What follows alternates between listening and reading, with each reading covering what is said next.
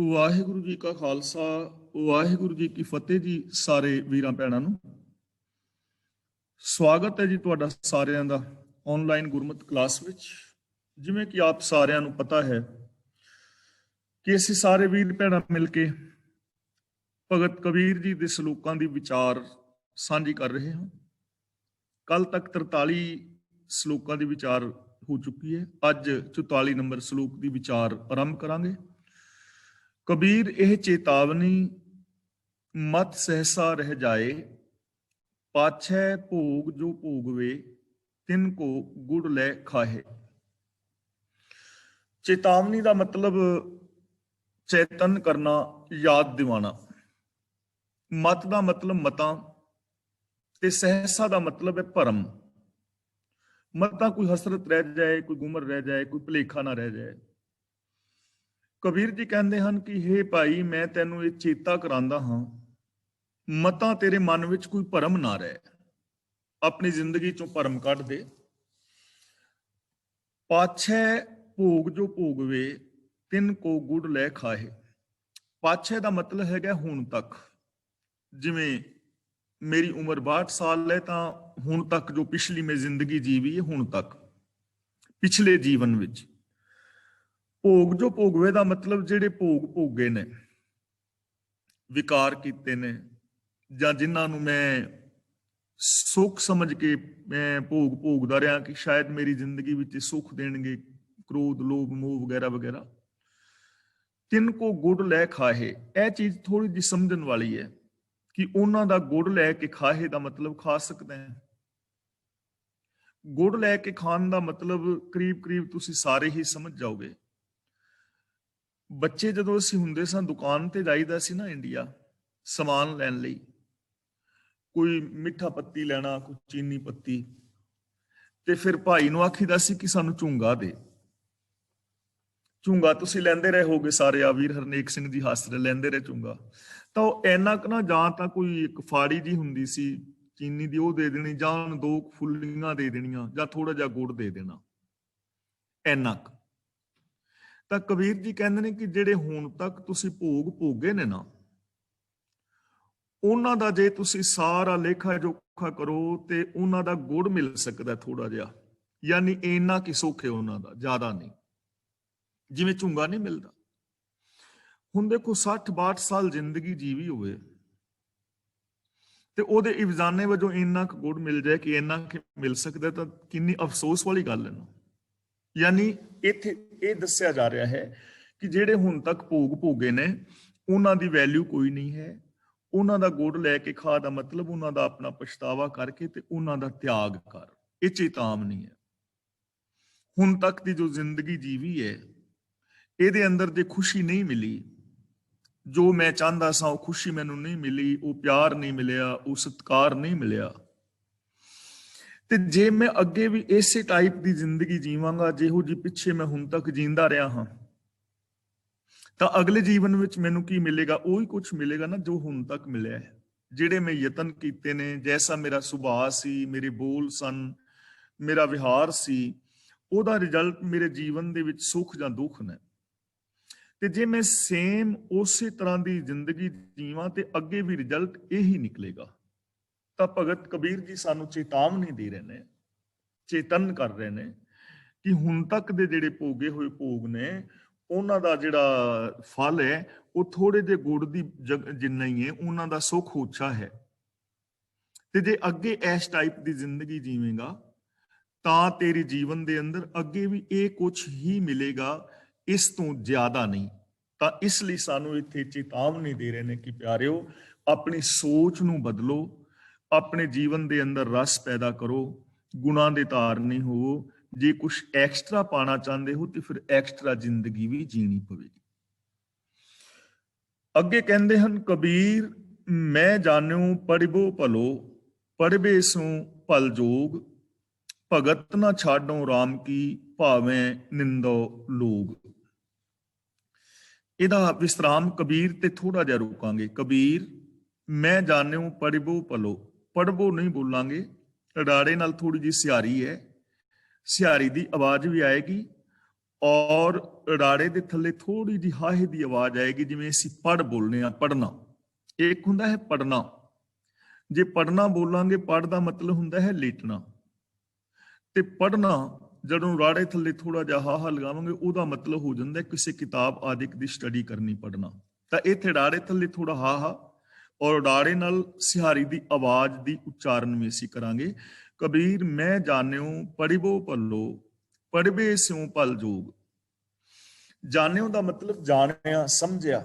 ਮੈਂ ਇਹ ਸਮਝਦਾ ਸਾਂ ਕਿ ਧਰਮ ਗ੍ਰੰਥਾਂ ਨੂੰ ਪੜ੍ਹਨਾ ਚੰਗਾ ਹੈ। ਆਮ ਲੋਕ ਨੇ ਨਾ, ਜੋ ਧਰਮ ਗ੍ਰੰਥਾਂ ਦਾ ਪਠਨ ਪਾਠਨ ਕਰਦੇ ਨੇ, ਸਿਰਫ ਪੜ੍ਹਦੇ ਨੇ। ਜਿਵੇਂ ਪੰਡਿਤ ਸੀ, ਬ੍ਰਾਹਮਣ ਸੀ, ਉਹਦੇ 6 ਕੰਮ ਉਹਦੇ ਹਿੱਸੇ ਲਾਏ ਗਏ ਸਨ। ਵੇਦ ਸ਼ਾਸਤਰ ਯਾਨੀ ਵਿਦਿਆ ਪੜ੍ਹਨੀ ਪੜਾਉਣੀ, ਜੱਗ ਕਰਨੇ ਕਰਾਉਣੇ, ਦਾਨ ਦੇਣਾ ਤੇ ਲੈਣਾ। ਤਾਂ ਕਬੀਰ ਜੀ ਉਹ ਗੱਲ ਕਰ ਰਹੇ ਨੇ ਕਿ ਮੈਂ ਪਹਿਲਾਂ ਇਹ ਸਮਝਦਾ ਸਾਂ ਕਿ ਸਿਰਫ ਜੋ ਧਰਮ ਗ੍ਰੰਥ ਨੇ ਉਹਨਾਂ ਦਾ ਪੜ੍ਹਨਾ ਹੀ ਬੜਾ ਚੰਗਾ ਕੰਮ ਹੈ, ਕੇਵਲ ਪੜ੍ਹਨਾ। ਇਹ ਧਿਆਨ ਮੰਗਦੀ ਇਹ ਚੀਜ਼, ਕੇਵਲ ਪੜ੍ਹਨਾ, ਕਿ ਧਰਮ ਗ੍ਰੰਥਾਂ ਦਾ ਪੜ੍ਹਨਾ ਹੀ ਚੰਗਾ ਹੈ, ਮੈਂ ਇਹ ਸਮਝਦਾ ਸਾਂ। ਫਿਰ ਇਹ ਕਿਹਾ ਜਾਂਦਾ ਸੀ, ਮੈਂ ਇਹ ਸਮਝਦਾ ਸਾਂ ਕਿ ਪੜ੍ਹਵੇ ਸਿਉ ਭਲ ਜੋਗ। ਫਿਰ ਮੈਨੂੰ ਪਤਾ ਲੱਗਾ ਕਿ ਪੜ੍ਹਨ ਨਾਲੋਂ, ਧਰਮ ਗ੍ਰੰਥਾਂ ਦਾ ਪਠਨ ਪਾਠਨ ਨਾਲੋਂ ਯੋਗਾ ਚੰਗਾ ਹੈ। ਯੋਗ ਕਰਨਾ, ਸਮਾਧੀਆਂ ਲਾਣੀਆਂ, ਜੰਗਲਾਂ ਵਿੱਚ ਚਲੇ ਜਾਣਾ। 2 ਤਰ੍ਹਾਂ ਦੇ ਲੋਕ ਸਨ ਨਾ, ਇੱਕ ਉਹ ਸਨ ਜੋ ਧਰਮ ਗ੍ਰੰਥਾਂ ਦਾ ਪਠਨ ਪਾਠਨ ਕਰ ਰਹੇ ਸਨ, ਇੱਕ ਲੋਕ ਉਹ ਸਨ ਜੋ ਛੱਡ ਛਡਾ ਕੇ ਜੋਗੀ ਹੋ ਗਏ ਸਨ। ਤਾਂ ਮੈਂ ਸਮਝਦਾ ਸੀ ਸ਼ਾਇਦ ਯੋਗ ਕਰਨਾ ਚੰਗਾ ਹੈ। ਹੁਣ ਆਪਣਾ ਫੈਸਲਾ ਦੇ ਰਹੇ ਨੇ, ਭਗਤ ਨਾ ਛਾਡੋ ਰਾਮ ਕੀ, ਭਾਵੇਂ ਨਿੰਦੋ ਲੋਗ। ਪਰ ਜਦੋਂ ਮੈਂ ਤੱਤ ਵਿਚਾਰਿਆ ਤਾਂ ਮੈਨੂੰ ਸਮਝ ਲੱਗੀ ਕਿ ਨਿਰੇ ਪਠਨ ਪਾਠਨ ਨਾਲੋਂ ਔਰ ਨਿਦੀਆਂ ਜੋਗ ਸਮਾਧੀਆਂ ਲਾਉਣ ਦੇ ਨਾਲੋਂ ਰੱਬ ਦੀ ਭਗਤੀ ਚੰਗੀ ਹੈ। ਭਗਤੀ ਦਾ ਮਤਲਬ ਰੱਬੀ ਰਜ਼ਾ ਵਿੱਚ ਰਹਿਣਾ, ਰੱਬ ਦੀ ਸਿਫਤ ਸਲਾਹ ਕਰਨੀ, ਰੱਬੀ ਗੁਣਾਂ ਦੇ ਧਾਰਨੀ ਹੋਣਾ। ਜਿਵੇਂ ਅਸੀਂ ਇਹ ਚੀਜ਼ ਬਹੁਤ ਵਾਰੀ ਵਿਚਾਰ ਚੁੱਕੇ ਹਾਂ ਕਿ ਰੱਬ ਦੀ ਭਗਤੀ ਦਾ ਮਤਲਬ ਮਾਲਾ ਫੇਰਨੀਆਂ ਔਰ ਸਮਾਧੀਆਂ ਲਾਣੀਆਂ ਨਹੀਂ ਹੈ। ਰੱਬ ਦੀ ਭਗਤੀ ਦਾ ਮਤਲਬ ਹੈ ਰੱਬ ਦੀ ਰਜ਼ਾ ਵਿੱਚ ਚੱਲਣਾ, ਹੁਕਮ ਰਜ਼ਾਈ ਚੱਲਣਾ, ਔਰ ਨਾਲ ਸਭ ਗੁਣ ਤੇਰੇ ਮੈਂ ਨਾ ਹੀ ਕੋਏ, ਵਿਣ ਗੁਣ ਕੀਤੇ ਭਗਤ ਨਾ ਹੋਏ, ਗੁਣਾਂ ਦੇ ਧਾਰਨੀ ਹੋਣਾ। ਤਾਂ ਕਬੀਰ ਜੀ ਕਹਿੰਦੇ ਨੇ, ਭਾਵੇਂ ਨਿੰਦੋ ਲੋਗ, ਇਸ ਗੱਲੋਂ ਭਾਵੇਂ ਲੋਕ ਮੇਰੀ ਨਿੰਦਿਆ ਕਰਦੇ ਰਹਿਣ ਕਿ ਨਾ ਤੇ ਕਬੀਰ ਯੋਗਾ ਕਰਦਾ ਹੈ ਤੇ ਨਾ ਇਹ ਧਰਮ ਗ੍ਰੰਥਾਂ ਦਾ ਪਠਨ ਪਾਠਨ ਨਹੀਂ ਕਰਦਾ, ਪਾਠ ਪੂਜਾ ਵੀ ਨਹੀਂ ਕਰਦਾ। ਲੋਕ ਨਿੰਦਿਆ ਕਰਦੇ ਨੇ, ਕਰਦੇ ਹੀ ਰਹਿਣ, ਪਰ ਮੈਂ ਰੱਬ ਦੀ ਭਗਤੀ ਨਹੀਂ ਛੱਡਾਂਗਾ, ਰੱਬ ਦੀ ਰਜ਼ਾ ਵਿੱਚ ਤੁਰਨਾ ਨਹੀਂ ਛੱਡਾਂਗਾ, ਰੱਬ ਦੇ ਗੁਣ ਗਾਣੇ ਨਹੀਂ ਛੱਡਾਂਗਾ। ਤਾਂ ਹੁਣ ਇਹਨੂੰ ਆਪਾਂ ਪਾਵਨ ਬਾਣੀ ਦੇ ਵਿੱਚੋਂ ਹੋਰ ਆਪਾਂ ਵੇਖ ਸਕਦੇ ਹਾਂ।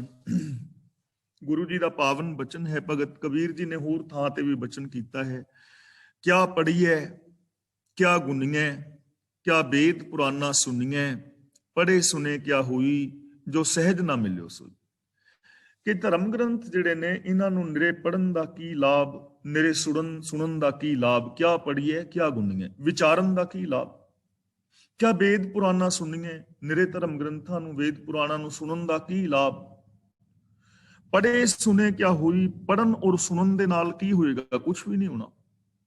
ਜੋ ਸਹਿਜ ਨਾ ਮਿਲਿਓ ਸੋਈ, ਜਦੋਂ ਤੱਕ ਬੰਦਾ ਆਤਮਿਕ ਅਡੋਲਤਾ ਵਿੱਚ ਟਿਕ ਕੇ ਰੱਬ ਵਿੱਚ ਅਭੇਦ ਨਹੀਂ ਹੋ ਜਾਂਦਾ, ਉਦੋਂ ਤੱਕ ਪੜ੍ਹਨ ਸੁਣਨ ਦਾ ਲਾਭ ਕੀ ਹੈ।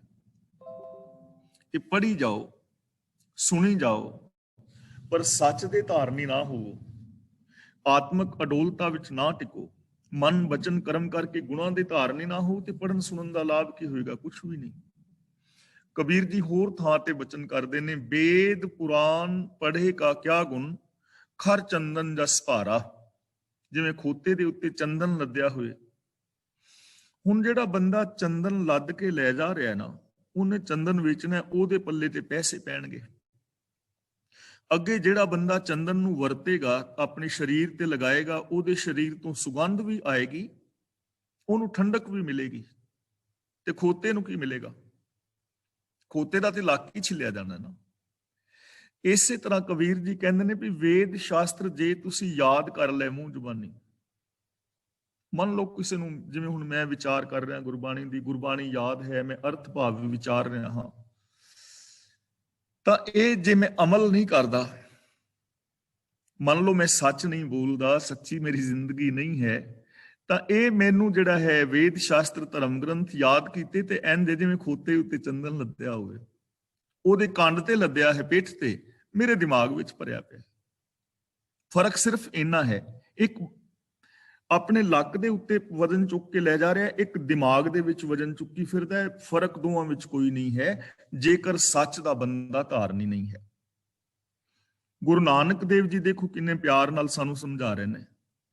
ਪੜ ਪੜ ਗੱਡੀ ਲੱਦੀਆਂ, ਪੜ ਪੜ ਭਰੀਆਂ ਸਾਥ, ਪੜ ਪੜ ਬੇੜੀ ਪਾਈਆਂ, ਪੜ ਪੜ ਗੱਡੀਆਂ ਖਾਤ, ਪੜੀਆਂ ਜੇਤੇ ਬਰਸ ਬਰਸ, ਪੜੀਏ ਜੇਤੇ ਮਾਸ, ਪੜੀਏ ਜੇਤੀ ਆਰਜਾ, ਪੜੀਏ ਜੇਤੇ ਸਾਸ। ਸਾਲਾਂ ਦੇ ਸਾਲ ਪੜੀ ਜਾਓ, ਮਹੀਨਿਆਂ ਦੇ ਮਹੀਨੇ ਪੜੀ ਜਾਓ, ਸਵਾਸ ਸਵਾਸ ਪੜੀ ਜਾਓ। ਪੜ ਪੜ ਕੇ ਧਰਮ ਗ੍ਰੰਥਾਂ ਦੇ ਗੱਡੇ ਲੱਦ ਲਓ, ਖਾਤੇ ਭਰ ਲਓ, ਤਹਿਖਾਨੇ ਭਰ ਲਓ, ਬੇੜੀਆਂ ਭਰ ਲਓ। ਤਾਂ ਗੁਰੂ ਜੀ ਕਹਿੰਦੇ ਨੇ ਉਹਦਾ ਲਾਭ ਕੀ ਹੈ? ਨਾਨਕ ਲੇਖੇ ਇੱਕ ਗੱਲ, ਹੋਰ ਹੋਮੇ ਚੱਖਣਾ ਝਾਖ। ਲੇਖੇ ਤੇ ਇੱਕੋ ਹੀ ਗੱਲ ਲੱਗਣੀ ਹੈ, ਰੱਬ ਦੀ ਰਜ਼ਾ ਵਿੱਚ ਤੁਰਨਾ, ਸਚਿਆਰ ਹੋਣਾ। ਤੇ ਜੇ ਬੰਦਾ ਸਚਿਆਰ ਨਹੀਂ ਹੋਇਆ, ਬਾਕੀ ਤਾਂ ਹੋਮੇ ਦੀਆਂ ਚੱਖਾਂ ਨੇ। ਤਾਂ ਕਬੀਰ ਜੀ ਕਹਿੰਦੇ ਨੇ, ਮੈਂ ਸਮਝਦਾ ਸਾਂ, ਮੈਨੂੰ ਦੱਸਿਆ ਗਿਆ, ਮੈਂ ਸਮਝਿਆ ਕਿ ਧਰਮ ਗ੍ਰੰਥਾਂ ਦਾ ਪਠਨ ਪਾਠਨ ਹੀ ਚੰਗਾ ਹੈ। ਫਿਰ ਮੈਨੂੰ ਪਤਾ ਲੱਗਾ ਕਿ ਪੜਨ ਨਾਲ ਕੁਛ ਨਹੀਂ ਹੋਣਾ, ਨਿਰਾ ਯੋਗ ਸਮਾਧੀਆਂ ਲਾਉਣ ਦੇ ਨਾਲ ਮੈਨੂੰ ਕੁਛ ਮਿਲ ਸਕਦਾ ਹੈ। ਪਰ ਸਮਾਧੀਆਂ ਲਾਉਣ ਨਾਲ ਕੀ ਹੋਏਗਾ ਭਗਤ? ਕਬੀਰ ਜੀ ਨੇ ਕਿਹਾ ਹੈ ਨਾ, ਈੜਾ ਪਿੰਗੁਲਾ ਸੁਖਮਨ ਬੰਦੇ ਇਹ ਅਵਗਨ ਕਤ ਜਾਹੀ। ਪਾਵਨ ਬਾਣੀ ਵਿੱਚ ਬਚਨ ਵੀ ਆਇਆ ਹੈ, ਮਨ ਨਿਰਮਲ ਨਹੀਂ ਦਸਵੇਂ ਦਵਾਰ, ਭਰਮ ਭਰਮ ਆਵੇ ਮੂੜਾ ਵਾਰੋ ਵਾਰ। ਅੱਖੀਂ ਤਾਂ ਮੀਟੈ ਨਾਕ ਪਕੜੈ, ਠੱਗਣ ਕੋ ਸੰਸਾਰ। ਤਾਂ ਇਸ ਲਈ ਕਬੀਰ ਜੀ ਸਾਨੂੰ ਸਮਝਾ ਰਹੇ ਨੇ ਕਿ ਅਸਲ ਗੱਲ ਹੈ ਕਿ ਰੱਬੀ ਗੁਣਾਂ ਦੇ ਧਾਰਨੀ ਹੋਣਾ ਹੈ। ਜਦੋਂ ਤੱਕ ਬੰਦਾ ਰੱਬੀ ਗੁਣਾਂ ਦਾ ਧਾਰਨੀ ਨਹੀਂ ਹੁੰਦਾ, ਉਦੋਂ ਤੱਕ ਜੀਵਨ ਦੇ ਅੰਦਰ ਕੋਈ ਬਦਲਾਵ, ਕੋਈ ਚੇਂਜਿੰਗ ਨਹੀਂ ਆ ਸਕਦੀ। ਇਸ ਲਈ ਜੋ ਗੁਰਮਤਿ ਦਾ ਭਗਤੀ ਮਾਰਗ ਹੈ, ਉਹ ਹੈ ਰੱਬ ਦੀ ਰਜ਼ਾ ਵਿੱਚ ਤੁਰਨਾ ਔਰ ਰੱਬੀ ਗੁਣ ਗਾਣੇ, ਮਨ ਬਚਨ ਔਰ ਕਰਮ ਕਰਕੇ ਗੁਣਾਂ ਦੇ ਧਾਰਨੀ ਹੋਣਾ। ਅਗਲੀ ਗੱਲ ਹੁਣ ਕਹਿੰਦੇ ਨੇ, ਭਾਵੇਂ ਨਿੰਦੋ ਲੋਕ ਜੇ ਨਿੰਦਿਆ ਕਰਦੇ ਨੇ ਕਰੀ ਜਾਣ, ਜੇ ਲੋਕ ਲਾਜ ਦੀ ਪਰਵਾਹ ਕਰੋਗੇ ਫਿਰ ਇਸ ਰਾਹ ਤੇ ਚੱਲ ਨਹੀਂ ਪਾਓਗੇ। ਲੋਕਾਂ ਨੇ ਤੇ ਕਹਿਣਾ ਵੀ ਤੂੰ ਆਹ ਨਹੀਂ ਕਰਦਾ, ਉਹ ਨਹੀਂ ਕਰਦਾ। ਕਬੀਰ ਜੀ ਕਹਿੰਦੇ ਨੇ ਕਹੀ ਜਾਣ, ਮੈਨੂੰ ਇਹਦੇ ਨਾਲ ਕੋਈ ਫਰਕ ਨਹੀਂ ਪੈਂਦਾ। ਮੈਂ ਰੱਬੀ ਗੁਣਾਂ ਦਾ ਧਾਰਨੀ ਹਾਂ ਔਰ ਰੱਬੀ ਰਜ਼ਾ ਦੇ ਵਿੱਚ ਮੈਂ ਤੁਰਦਾ ਰਹਾਂਗਾ। ਇਸ ਜੀਵਨ ਦਾ, ਐਸੇ ਜੀਵਨ ਦਾ ਮੈਂ ਤਿਆਗ ਨਹੀਂ ਕਰਾਂਗਾ, ਇਸ ਰਾਹ ਨੂੰ ਮੈਂ ਛੱਡਾਂਗਾ ਨਹੀਂ ਲੋਕ ਲਾਜ ਕਰਕੇ ਕਿ ਲੋਕ ਕੀ ਕਹਿਣਗੇ। ਹੁਣ ਅਗਲਾ ਬਚਨ ਕਰਦੇ ਨੇ ਕਬੀਰ, ਇੱਥੇ ਥੋੜਾ ਜਿਹਾ ਰੁਕਾਂਗੇ। ਲੋਗ ਕੇ ਨਿੰਦੈ ਬੱਪੁੜਾ, ਇਹਨੂੰ ਬੱਪੜਾ ਨਹੀਂ ਪੜਨਾ, ਪੱਪੇ ਥਲੇ ਔਂਕੜ ਹੈ ਬੱਪੁੜਾ, ਨਿੰਦੇ ਨਹੀਂ ਪੜਨਾ, ਨਿੰਦੈ। ਕਬੀਰ ਲੋਗ ਕੇ ਨਿੰਦੈ ਬੱਪੁੜਾ, ਜਿਹ ਮਨ ਨਾਹੀ ਗਿਆਨ, ਰਾਮ ਕਬੀਰਾ ਰਵ ਰਹੇ, ਅਵਰ ਤਜੇ ਸਭ ਕਾਮ। ਲੋਕ ਦਾ ਮਤਲਬ ਬੰਦਾ ਜਿਹੜਾ ਹੈ, ਕੇ ਨਿੰਦੇ ਦਾ ਮਤਲਬ ਕੀ ਨਿੰਦ ਸਕਦਾ ਹੈ? ਉਹਦੇ ਲੱਭੇ ਔਗਣਾਂ ਨੂੰ ਕੌਣ ਸਹੀ ਮੰਨੇਗਾ? ਬੱਪੜਾ ਦਾ ਮਤਲਬ ਵਿਚਾਰਾ ਮੂਰਖ, ਜਿਹ ਮਨ ਦਾ ਮਤਲਬ ਜਿਸ ਤੇ ਮਨ ਵਿੱਚ, ਗਿਆਨ ਦਾ ਮਤਲਬ ਚੰਗੇ ਮੰਦੇ ਦੀ ਪਛਾਣ ਹੀ ਨਹੀਂ ਹੈ। ਜਿਸ ਬੰਦੇ ਨੂੰ ਇਹ ਨਹੀਂ ਪਤਾ ਕਿ ਚੰਗਾ ਮੰਦਾ ਕੀ ਹੈ, ਸੱਚ ਕੀ ਹੈ, ਝੂਠ ਕੀ ਹੈ, ਧਰਮ ਕੀ ਹੈ, ਅਧਰਮ ਕੀ ਹੈ, ਪਾਪ ਕੀ ਹੈ, ਪੁੰਨ ਕੀ ਹੈ, ਹਾਨੀ ਕੀ ਹੈ, ਲਾਭ ਕੀ ਹੈ, ਜਿਹਦੇ ਕੋਲ ਵਿਵੇਕ ਬੁੱਧੀ ਨਹੀਂ ਹੈ, ਪਰਖ ਹੀ ਨਹੀਂ ਹੈ, ਤਾਂ ਕਬੀਰ ਜੀ ਕਹਿੰਦੇ ਨੇ ਉਹ ਨਿੰਦਿਆ ਕਰਕੇ ਕੀ ਕਰੇਗਾ? ਲੋਕ ਕੇ ਨਿੰਦੇ ਬੱਪੜਾ, ਜਿਹ ਮਨ ਨਾਹੀ ਗਿਆਨ। ਜਿਸ ਮਨੁੱਖ ਦੇ ਅੰਦਰ ਇਹ ਸੂਝ ਨਹੀਂ ਕਿ ਕੇਵਲ ਪਠਨ ਪਾਠਨ ਦੇ ਟਾਕਰੇ ਤੇ ਪ੍ਰਭੂ ਦੇ ਗੁਣ ਵੱਡੀ ਦਾਤ ਹੈ, ਉਹ ਮਨੁੱਖ ਮੇਰੀ ਇਸ ਚੋਣ ਤੇ ਮੈਨੂੰ ਮਾੜਾ ਆਖੇ, ਤਾਂ ਕਬੀਰ ਜੀ ਕਹਿੰਦੇ ਨੇ ਉਹਦਾ ਕੋਈ ਅਰਥ ਨਹੀਂ ਹੈ, ਉਹਦੀ ਕੋਈ ਵੈਲਿਊ ਨਹੀਂ ਹੈ। ਕਹਿੰਦਾ ਤੇ ਕਹਿੰਦਾ ਫਿਰੇ, ਉਹਦੇ ਨਾਲ ਕੀ ਫਰਕ ਪੈਂਦਾ? ਹੁਣ ਇੱਕ ਬੰਦਾ ਕਹਿ ਰਿਹਾ ਕਿ ਰੋਟੀ ਖਾਣ ਦੇ ਨਾਲ ਭੁੱਖ ਨਹੀਂ ਮਿਟਦੀ, ਐਵੇਂ ਬਕਵਾਸ ਹੈ, ਰੋਟੀ ਖਾਣ ਨਾਲ ਭੁੱਖ ਥੋੜਾ ਮਿਟਦੀ ਹੈ। ਹੁਣ ਜੇ ਕੋਈ ਬੰਦਾ ਇਹ ਗੱਲ ਕਹੀ ਜਾਏ ਤੇ ਉਹਦੀ ਕੋਈ ਵੈਲਿਊ ਹੈ ਕਹਿਣ ਦੀ? ਕਿਉਂਕਿ ਰੋਟੀ ਖਾਣ ਨਾਲ ਤੇ ਭੁੱਖ ਮਿਟ ਜਾਂਦੀ ਹੈ, ਉਹਦੇ ਇਸ ਕਹਿਣ ਨਾਲ ਕੋਈ ਫਰਕ ਨਹੀਂ ਪੈਂਦਾ। ਜੇ ਕੋਈ ਬੰਦਾ ਕਹੇ ਕਿ ਪਾਣੀ ਪੀਣ ਦੇ ਨਾਲ ਪਿਆਸ ਜੀ ਮਿਟ ਹੀ ਨਹੀਂ ਸਕਦੀ, ਬਿਲਕੁਲ ਨਹੀਂ ਮਿਟਦੀ, ਐਵੇਂ ਲੋਕ ਬਕਵਾਸ ਮਾਰਦੇ ਨੇ ਕਿ ਪਾਣੀ ਪੀਤਿਆਂ ਪਿਆਸ ਮਿਟ ਜਾਂਦੀ, ਨਹੀਂ ਮਿਟਦੀ। ਹੁਣ ਇਹ ਗੱਲ ਕਹਿਣ ਦੀ ਕੋਈ ਵੈਲਿਊ ਹੈ? ਕੋਈ ਵੈਲਿਊ ਨਹੀਂ ਗੱਲ ਕਹਿਣ ਦੀ, ਕਿਉਂਕਿ ਪਾਣੀ ਪੀਣ ਨਾਲ ਤੇ ਪਿਆਸ ਮਿਟ ਜਾਂਦੀ ਹੈ ਨਾ, ਕਹਿਣ ਨਾਲ ਕੀ ਫਰਕ ਪੈਂਦਾ ਹੈ? ਤਾਂ ਕਬੀਰ ਜੀ ਕਹਿੰਦੇ ਨੇ ਲੋਕਾਂ ਦੇ ਕਹਿਣ ਨਾਲ ਕੋਈ ਫਰਕ ਨਹੀਂ ਮੈਨੂੰ ਪੈਂਦਾ, ਕਿਉਂਕਿ ਉਹਨਾਂ ਨੂੰ ਗਿਆਨ ਹੀ ਨਹੀਂ ਹੈ ਇਸ ਚੀਜ਼ ਦਾ ਕਿ ਆ ਸਮਾਧੀਆਂ ਲਾਉਣ ਨਾਲੋਂ ਤੇ ਧਰਮ ਗ੍ਰੰਥਾਂ ਦੇ ਕੇਵਲ ਪਾਠਨ ਨਾਲੋਂ ਰੱਬੀ ਰਜਾ ਵਿੱਚ ਤੁਰਨਾ ਮਹਾਨ ਹੈ, ਰੱਬੀ ਗੁਣਾਂ ਦੇ ਧਾਰਨੀ ਹੋਣਾ ਮਹਾਨ ਹੈ। ਜਿਸ ਨੂੰ ਇਸ ਵੈਲਿਊ ਦਾ ਪਤਾ ਹੀ ਨਹੀਂ, ਕਬੀਰ ਜੀ ਕਹਿੰਦੇ ਨੇ ਉਹਦੇ ਨਿੰਦਾ ਕਰਨ ਦੀ ਕੋਈ ਵੈਲਿਊ ਨਹੀਂ ਹੈ, ਉਹਦੀ ਕੋਈ ਕੀਮਤ ਨਹੀਂ ਹੈ। ਕਬੀਰ ਲੋਕ ਕੇ ਨਿੰਦਾ ਬੱਪੜਾ ਜਿਹ ਮੰਨਾ ਹੀ ਗਿਆਨ। ਹੁਣ ਅਸਲ ਦੇ ਅੰਦਰ ਜਦੋਂ ਅਸੀਂ ਗੁਣਾਂ ਦੇ ਧਾਰਨੀ ਹੁੰਦੇ ਆ ਨਾ, ਗੁਣਾਂ ਵਾਲੀ ਕੋਈ ਜ਼ਿੰਦਗੀ ਜੀਂਦਾ ਹੈ, ਫਿਰ ਉਹਨੂੰ ਸਮਝ ਆਉਂਦੀ ਹੈ ਕਿ ਗੁਣਾਂ ਵਾਲੀ ਜ਼ਿੰਦਗੀ ਜੀਣ ਦੇ ਵਿੱਚ ਤੇ ਸੁੱਖ ਬੜਾ ਹੈ, ਮਾਨਸਿਕ ਸ਼ਾਂਤੀ ਹੈ, ਮੈਂ ਖੁਦ ਵੀ ਸ਼ਾਂਤ ਹਾਂ, ਦੂਜਿਆਂ ਨੂੰ ਮੈਂ ਸ਼ਾਂਤੀ ਦੇ ਰਿਹਾ, ਮੇਰੇ ਜੀਵਨ ਵਿੱਚ ਕੋਈ ਉਥਲ ਪੁਥਲ ਹੈ ਹੀ ਨਹੀਂ ਹੈ, ਵਿਕਾਰਾਂ ਦਾ ਕੋਈ ਪ੍ਰਭਾਵ ਨਹੀਂ ਹੈ, ਚੰਗੀ ਭਲੀ ਜ਼ਿੰਦਗੀ ਜੀਂਦਾ ਹਾਂ। ਹੁਣ ਉਹ ਇਸ ਵੈਲਿਊ ਨੂੰ ਸਮਝ ਸਕੇਗਾ ਜੋ ਐਸੀ ਜ਼ਿੰਦਗੀ ਜੀ ਰਿਹਾ ਹੈ। ਤੇ ਜਿਹੜਾ ਬੰਦਾ ਗੁਣਾਂ ਦਾ ਧਾਰਨੀ ਹੋਇਆ ਹੀ ਨਹੀਂ ਮਨ ਕਰਕੇ, ਜਿਹਦੀ ਸੋਚ ਐਸੀ ਬਣੀ ਨਹੀਂ ਹੈ, ਉਹ ਇਸ ਚੀਜ਼ ਨੂੰ ਸਮਝ ਨਹੀਂ ਪਾਏਗਾ। ਉਹਨੂੰ ਇਹ ਹੋਏਗਾ ਕਿ ਇਹਨੇ ਪਾਠ ਕਰ ਲੈਣੇ, ਇਹਨੇ ਧਰਮ ਗ੍ਰੰਥ ਪੜ੍ਹ ਲੈਣੇ, ਇਹਨੇ ਮੰਤਰ ਫੇਰ ਲੈਣੇ, ਇੰਨੀ ਮਾਲਾ ਫੇਰ ਲਈਆਂ ਨੇ, ਮੈਂ ਜੀ 21 ਮਾਲਾ ਰੋਜ਼ ਫੇਰਨਾ, ਫੇਰ ਹੀ ਜਾ, ਇਹਦੇ ਨਾਲ ਕੀ ਫਰਕ ਪਵੇਗਾ। ਤਾਂ ਕਬੀਰ ਜੀ ਕਹਿੰਦੇ ਨੇ ਜਿਸ ਨੂੰ ਗਿਆਨ ਨਹੀਂ ਹੈ ਨਾ, ਜਿਸ ਨੂੰ ਸਮਝ ਨਹੀਂ ਹੈ, ਜਿਹਦੇ ਕੋਲ ਕਾਮਨ ਸੈਂਸ ਨਹੀਂ ਹੈ, ਵਿਵੇਕ ਬੁੱਧ ਨਹੀਂ ਹੈ, ਉਹ ਮੇਰੀ ਨਿੰਦਿਆ ਕਰੇ, ਉਹਦੀ ਕੋਈ ਵੈਲਿਊ ਨਹੀਂ ਹੈ। ਰਾਮ ਕਬੀਰਾ ਰਵ ਰਹੇ, ਰਵ ਰਹੇ ਦਾ ਮਤਲਬ ਹੁੰਦਾ ਹੈ ਰਮਨ ਕਰਨਾ, ਮਾਨਣਾ। ਤਜੇ ਦਾ ਮਤਲਬ ਛੱਡ ਦਿੱਤੇ ਨੇ। ਤਾਂ ਕਬੀਰ ਜੀ ਕਹਿੰਦੇ ਨੇ ਅਜਿਹੇ ਬੰਦਿਆਂ ਦੀ ਇਸ ਦੰਦ ਕਥਾ ਦੀ ਪਰਵਾਹ ਮੈਂ ਨਹੀਂ ਕਰਦਾ, ਤੇ ਮੈਂ ਹਮੇਸ਼ਾ ਪ੍ਰਭੂ ਦੇ ਗੁਣਾਂ ਨੂੰ ਯਾਦ ਕਰਦਾ ਹਾਂ। ਰਵ ਰਹੇ ਦਾ ਮਤਲਬ ਰੱਬੀ ਗੁਣਾਂ ਤੇ ਧਾਰਨੀ ਹੋਣਾ, ਰੱਬੀ ਗੁਣਾਂ ਦਾ ਆਨੰਦ ਮਾਣਨਾ। ਮੈਂ ਤਾਂ ਰੱਬੀ ਗੁਣਾਂ ਦਾ ਚਿੰਤਨ ਕਰਦਾ ਹਾਂ, ਪ੍ਰਭੂ ਦੀ ਸਿਫਤ ਸਲਾਹ ਕਰਦਾ ਹਾਂ, ਬਾਕੀ ਸਾਰੇ ਕੰਮ ਮੈਂ ਛੱਡ ਦਿੱਤੇ ਨੇ। ਅਵਰ ਤਜੇ ਸਭ ਕਾਮ, ਤੇ ਇਹ ਗੱਲ ਨੂੰ ਧਿਆਨ ਦੇ ਨਾਲ ਸਮਝਣਾ ਹੈ। ਅਵਰ ਤਜੇ ਸਭ ਕਾਮ ਦਾ ਮਤਲਬ ਇਹ ਨਹੀਂ ਕਿ ਮੈਂ ਕੰਮ ਕਰਨਾ ਛੱਡ ਦਿੱਤਾ, ਕਿਰਤ ਕਰਨੀ ਛੱਡ ਦਿੱਤੀ ਹੈ, ਕਿ ਮੈਂ ਗੁਣਾਂ ਦੀ ਸਿਫਤ ਸਲਾਹ ਕਰੀ ਜਾਣੀ ਹੈ ਤੇ ਕੋਈ ਦੁਕਾਨ ਨਹੀਂ ਕਰਨੀ, ਕੋਈ ਖੇਤੀ ਨਹੀਂ ਕਰਨੀ, ਕੋਈ ਕੰਮ ਨਹੀਂ ਕਰਨਾ। ਇੱਥੇ ਇਹਨਾਂ ਕੰਮਾਂ ਦੀ ਕਿਰਤ ਦੀ ਗੱਲ ਨਹੀਂ ਹੈ। ਅਵਰ ਤਜੇ ਸਭ ਕਾਮ ਦਾ ਮਤਲਬ ਕੇਵਲ ਪਠਨ ਪਾਠਨ, ਨਿਰਾ ਪੜੀ ਜਾਣਾ, ਵਰਤ ਨਰਾਤੇ, ਸਰਾਧ, ਤੀਰਥ ਯਾਤਰਾਵਾਂ, ਵਿਖਾਵੇ ਦੀਆਂ ਸਮਾਧੀਆਂ, ਦਸਮ ਦੁਆਰ ਵਿੱਚ ਪ੍ਰਾਣ ਚੜਾਣੇ, ਮਾਲਾ ਫੇਰਨੀਆਂ, ਜਪ ਤਪ ਸੰਜਮ ਕਰਨੇ, ਜੰਗਲਾਂ ਵਿੱਚ ਜਾਣਾ, ਤਿਆਗ ਕਰਨਾ, ਇਹ ਸਾਰੇ ਕੰਮ ਛੱਡ ਦਿੱਤੇ ਨੇ। ਤੇ ਮੈਂ ਸਿਰਫ ਪ੍ਰਭੂ ਦੇ ਗੁਣ ਗਾਉਂਦਾ ਹਾਂ, ਰੱਬੀ ਗੁਣਾਂ ਦਾ ਧਾਰਨੀ, ਮਨ ਬਚਨ ਕਰਕੇ ਰੱਬੀ ਗੁਣਾਂ ਦਾ ਧਾਰਨੀ ਹਾਂ, ਔਰ ਰੱਬੀ ਰਜਾ ਦੇ ਅੰਦਰ ਤੁਰਦਾ ਹਾਂ। ਬਾਕੀ ਦੇ ਸਾਰੇ ਮੈਂ ਕੰਮ ਛੱਡ ਦਿੱਤੇ ਨੇ। ਦੇਖੋ ਹੁਣ ਜੇ ਕੇਵਲ ਇਸ ਕੱਲੇ ਇੱਕ ਸ਼ਲੋਕ ਦੇ ਉੱਤੇ ਅਮਲ ਕਰ ਲਿਆ ਜਾਏ ਨਾ, ਤਾਂ ਪੂਰੀ ਜ਼ਿੰਦਗੀ ਬਦਲ ਸਕਦੀ ਹੈ। ਅਸੀਂ ਵਹਿਮਾਂ ਭਰਮਾਂ ਚੋਂ ਬਾਹਰ ਆ ਸਕਦੇ ਹਾਂ, ਸਮਾਜ ਸੁਖੀ ਹੋ ਸਕਦਾ ਹੈ, ਸਾਡੇ ਆਪਸੀ ਤਾਲਮੇਲ, ਮਿਲਵਰਤਨ, ਵਿਹਾਰ ਬੜਾ ਮਿੱਠਾ ਔਰ ਪਿਆਰਾ ਬਣ ਸਕਦਾ ਹੈ ਜੇ ਅਸੀਂ ਆਪਣੀ ਜ਼ਿੰਦਗੀ ਦੇ ਅੰਦਰ ਗੁਣਾਂ ਦੇ ਧਾਰਨੀ ਹੋਈਏ, ਆਪਣੇ ਜੀਵਨ ਦਾ ਬੇਸ ਗੁਣਾਂ ਨੂੰ ਬਣਾਈਏ, ਰੱਬੀ ਰਜਾ ਵਿੱਚ ਤੁਰੀਏ, ਤੇ ਬਾਕੀ ਦੇ ਜਿਹੜੇ ਆ ਜੰਜਾਲ ਨੇ, ਕਰਮ ਕਾਂਡ ਨੇ, ਛੱਡ ਦਈਏ, ਤਾਂ ਕਿੰਨਾ ਸੌਖਾ ਕੰਮ ਹੋ ਜਾਏਗਾ। ਅਗਲਾ ਬਚਨ ਕਬੀਰ ਜੀ ਕਰਦੇ ਨੇ, ਕਬੀਰ ਪਰਦੇਸੀ ਕੈ ਘਾਗਰੈ, ਚੌਂ ਦਿਸ ਲਾਗੀ ਆਗ, ਖਿੰਥਾ ਜਲ ਕੋਇਲਾ ਪਈ, ਤਾਗੇ ਆਂਚ ਨਾ ਲਾਗ। ਇਹ ਆਚ ਨਹੀਂ ਪੜਨਾ, ਆਂਚ ਪੜਨਾ ਹੈ। ਆਂਚ ਦਾ ਮਤਲਬ ਹੁੰਦਾ ਹੈ ਅੱਗ। ਪਰਦੇਸੀ ਕੇ ਨਹੀਂ ਪੜਨਾ, ਕੈ ਪੜਨਾ ਹੈ। ਘਾਗਰੇ ਨਹੀਂ ਬੋਲਣਾ, ਘਾਗਰੈ ਬੋਲਣਾ ਹੈ। ਦਲਾਵਾਂ ਦਾ ਖਿਆਲ ਰੱਖਣਾ ਹੈ। ਇਹ ਆਮ ਗਲਤੀ ਪੜਨ ਲੱਗਿਆ ਹੁੰਦੀ ਹੈ। ਕਬੀਰ ਸ਼ਬਦ ਤੇ ਥੋੜਾ ਜਿਹਾ ਰੁਕਣਾ ਹੈ। ਕਬੀਰ ਪਰਦੇਸੀ ਕਹਿ ਘਾਗਰੈ, ਚੌਹਦਿਸ, ਚੌਂ, ਇੱਥੇ ਬਿੰਦੀ ਲਗਾਵਾਂਗੇ, ਚੌਂ ਦਿਸ ਲਾਗੀ ਆਗ। ਪਰਦੇਸੀ ਦਾ ਮਤਲਬ ਇਹ ਜੀਵ, ਬੰਦਾ। ਹੁਣ ਪਰਦੇਸੀ ਕਿਉਂ ਕਿਹਾ ਹੈ?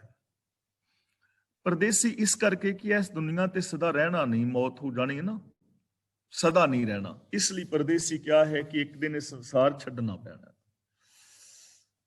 ਘਾਗਰੇ ਦਾ ਮਤਲਬ ਘੱਗਰਾ, ਘਰਕਰਾ, ਗੇਟ, ਡੋਰ, ਦਰਵਾਜ਼ਾ, ਯਾਨੀ ਸਾਡੇ ਜੋ ਗਿਆਨ ਇੰਦਰੇ ਨੇ, ਅੱਖਾਂ, ਕੰਨ, ਜ਼ਬਾਨ ਆਦਿਕ। ਆਗ ਦਾ ਮਤਲਬ ਇੱਥੇ ਹੈ ਵਿਕਾਰਾਂ ਦੀ ਅੱਗ। ਚੌਂਦਿਸ ਦਾ ਮਤਲਬ ਚਫੇਰਿਓ।